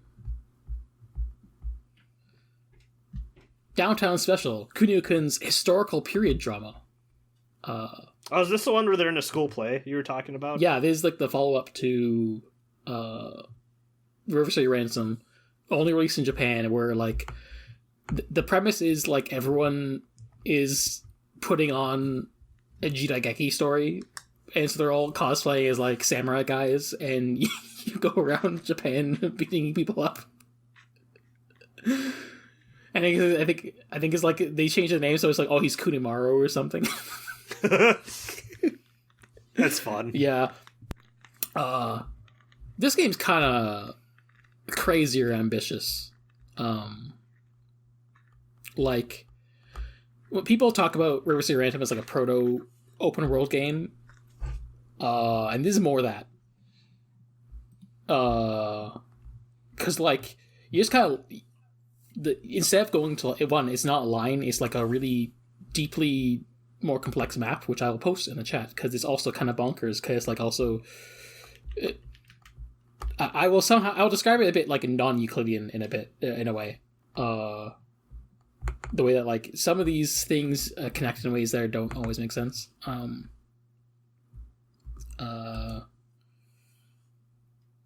Yeah, and if you look at it, there's a lot more environmental diversity, a lot more like terrain, elevation, and slopes are like a thing in a way that makes like navigating and like fighting different. There's like water effects. You can do things like there's a lot of customizability in the settings. Like, oh, you can like change Kunio's like growth rates for which stats he's doing because you have a traditional level up system here rather than being powered up by food. You can do that on the fly. You can also change difficulty on the fly, which includes things like, oh, you have a partner now. You have an AI partner. You can set their AI. You can also like set the difficulty on the fly, like the enemy stats and stuff. But also like, oh, there's things like, oh, there's like water currents. How much do you want to be affected by those? You can change those on the fly too. Lots of like secret shops you can go to get upgrades. That's kind of crazy. Yeah, there's like a. What year is this?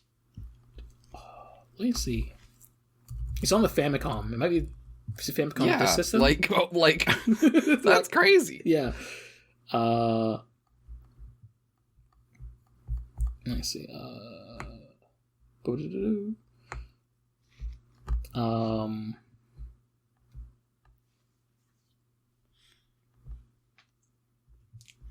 1991.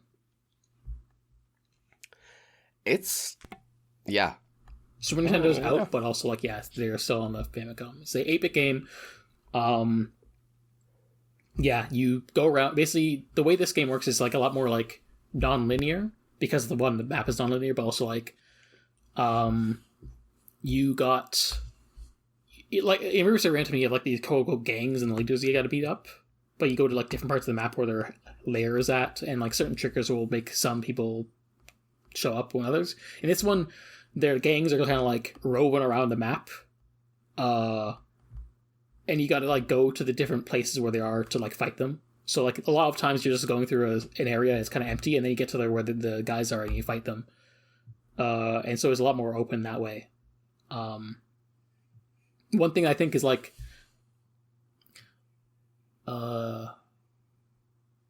this might be a mean analogy, but I feel like it may be appropriate. And this is like more my experience my first time through, because I ended up playing a little bit on the Switch collection earlier today just to get tried out. But like, this game feels a bit like River City Ransom is Banjo-Kazooie, and this game might be Banjo-Tooie. I don't know if that analogy makes sense. Not to me. I understand it deeply. Yes. That might be too mean to this game, because I'd say this is definitely a good game still. I mean, I like Tooie too, but also Tooie's kind of fucked up. It's like crazy ambitious. Like, you have a lot more moves. You can like, there's a lot more moves you can learn that would create like crazier combat. And like, it's obviously more ambitious, but also like, one, this game chugs on emulation and / original hardware. It's really slow. It's trying to do too much in a way. And two, I think without a guide or without knowing what you need to do, it can be like really like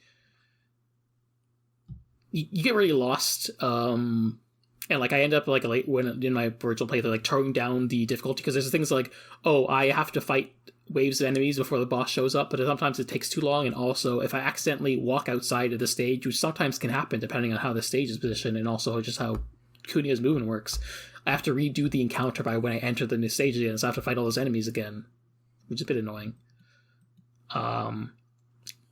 And also, like, there's just some, like, stuff that there's, like, secret stuff you can get from the shops. Like, oh, there's a thing that lets you fast travel. There's some things that, like, boost, like, your experience rate, things like that. They're like, oh, or like, you know, good equipment to get. That, like, oh, I wish I kind of knew this stuff more. Or, like, the order, if I wish I knew, like, the clan order, which things I should fight, rather than just kind of, like, going aimlessly beforehand. And I think, like, I end up beating this game and feeling a bit like it's really ambitious and it's really cool, but I think it's also like River City Ransom was a smoother, easier experience. And it's like, oh, if you want something more that's more ambitious, try this. I think it's still fun. I ended up playing a little bit on the Switch collection because it's like, one, they have a thing called Quality Up. And it's like, oh, this is just performing way better. There's no slowdown, and so this is just a better way baseline to beat it. But also like knowing more what I can do. I'm able to like go to things in advance and like, okay, I'm more prepared, and like that way early in the game I have more of an idea what I can do, and therefore like I have more capabilities and stuff. And also adding to this is like, because it is like a GX setting, they have like a gambling house, and it's like, oh hey, I can save state to save scum to get more money to buy all the things I need to buy in advance early on in the game. Like the fast travel thing or like the good moves, and then that makes the game go smoother. Which, you know, definitely feeling this, especially feeling the Goemon vibes of this one, just because like not only the setting, but also like it's, you know, oh, these are cementing even more in the mind that those two series are doing similar things, which I think is interesting. Yeah. This is cool. I think it's worth playing, especially if you like River City Ransom, but I also think like definitely use a guide, and definitely if you are able to somehow do it, if acquire it somehow, maybe play on the Switch collection for performance and other quality of life stuff. But also, you know, it's still fine and playable on with fan translation on the NES emulator. Sick. Yeah. Very cool. Wow. We did it. We did it. We did it. Any color timers, Mel? No. You think all color timers got here? Did we get any emails? No, because people are lacking in taste, apparently. The people we will accept emails on this movie for the foreseeable future. You have to watch this movie. Yeah. Even if it's like 5 years from now, you can do it. Yeah. Yeah. We'll always be happy to talk about this movie. Imagine if there is like a world 2 years' time in 5 years. The limit is 5 years. If you know, mark it down. 5 years from now, if you email us about that movie, broadcasting our podcast into space and hoping that Noisler doesn't need it. Yeah. Well, in which case, plugs. If you want to follow the show, you can do so on Blue Sky at Ultra QUEUE. We're also on Twitter, but Twitter's Twitter. You know. We're at Ultra_QUEUE on Twitter. I'm on Blue Sky. I'm at Red November. Mel. You should send an email to ultraQpod@gmail.com. And we have the coffee. We're supposed to go to translation things, like maybe Operation Mystery, at Ultra-Q-Fund. Nice. Brad. You can find me over on the Eternal Island, known as Blue Sky, at Be Invoked. That's BEINVOKED. I think you'll find that the Eternal Island is supposed to be some kind of pure paradise. I suppose it has been polluted. Yeah. You know, the rocket blasts off and there are cans everywhere. I do have to be... the most Blue Sky moment of all time happened the earlier week where... excuse me, I'm a little coffee myself now. Not the one you donate to, the one in my throat. Where Ice got an account on Blue Sky that got verified, and the people said, you all should block this. And I was just like, who on this website needs to be told that? I'm just a little curious who you're talking to right now. It's I just think it was a given, you know. Blue Sky's fun. I didn't even notice this. This is how truly everyone. The thing about everyone who complains about Blue Sky is that I do believe them. I do believe it's real. But I don't see it ever. Because I only follow 119 people, and I just don't see anything ever. Inevitably, the most I hear about any shit going down on Blue Sky is people complaining about it, and I'm like, I don't, you know. The worst thing I had was a randoms coming to my mentions. There were like, I think you should reconsider your complaints and criticisms of USAID. And I'm like, shut the fuck up. Oh, I see. That does sound real. The person coming mentions, I'm like, when I say, oh hey, you know what USAID is, like just not to anyone in particular, to myself, just posting out there. Hey, people are maybe too uncritical of USAID, which is an arm of US imperialism. And some of my mentions like, well, have you ever talked about U.S. imperialism before? And I'm like, yes. You clearly do not follow me. Fool. I truly the most baffling one of these was when you were on Twitter and you posted, I can't remember what the tweet was about, but people were like, oh, you're weak because you don't want to watch a full like 50 episode show. It was me saying like, damn, all these genres I'm into, all a 50 episode show, there's so much show to watch, was the intent, and everyone took it as like, damn, you skill issue. And I'm like, I was like, I don't think you know who you're talking to. Yeah. People just social media is not great. No. People just don't fucking read about the people that they're talking to. Anyway, that's gonna be us. Next week we're talking about. Okay. What did you just a really funny tweet that was just like someone talking about like the nature of like leaks for Togu stuff. Okay. And it says, okay, jokes aside, the usual sources do confirm Bandai and Super Eye Productions upping their security, but it's not the problem. They said those two have a team specifically monitoring social medias and forums internationally to find and quote-unquote erase anyone who leaks too much stuff about Ultraman. You're gonna get erased. Yeah, I gotta share it so people can look at it later. It's too good not to share. Yeah. With appropriate quote retweet as well. Let me see this. Ultra. Okay. This is such a good image. All right. Well, next week we're watching Ultraman Great, the first 3 episodes. Yep. All right. 3 episodes of 13. And then the week after that, we're taking a week off from this podcast, while me and Mel go for one last trip to Hokkaido. And I go to one more trip to Frosty Faustins. Either way, we're out in the cold. Yeah. I do have a question, because I do like to just make sure this is on the board for people keeping track.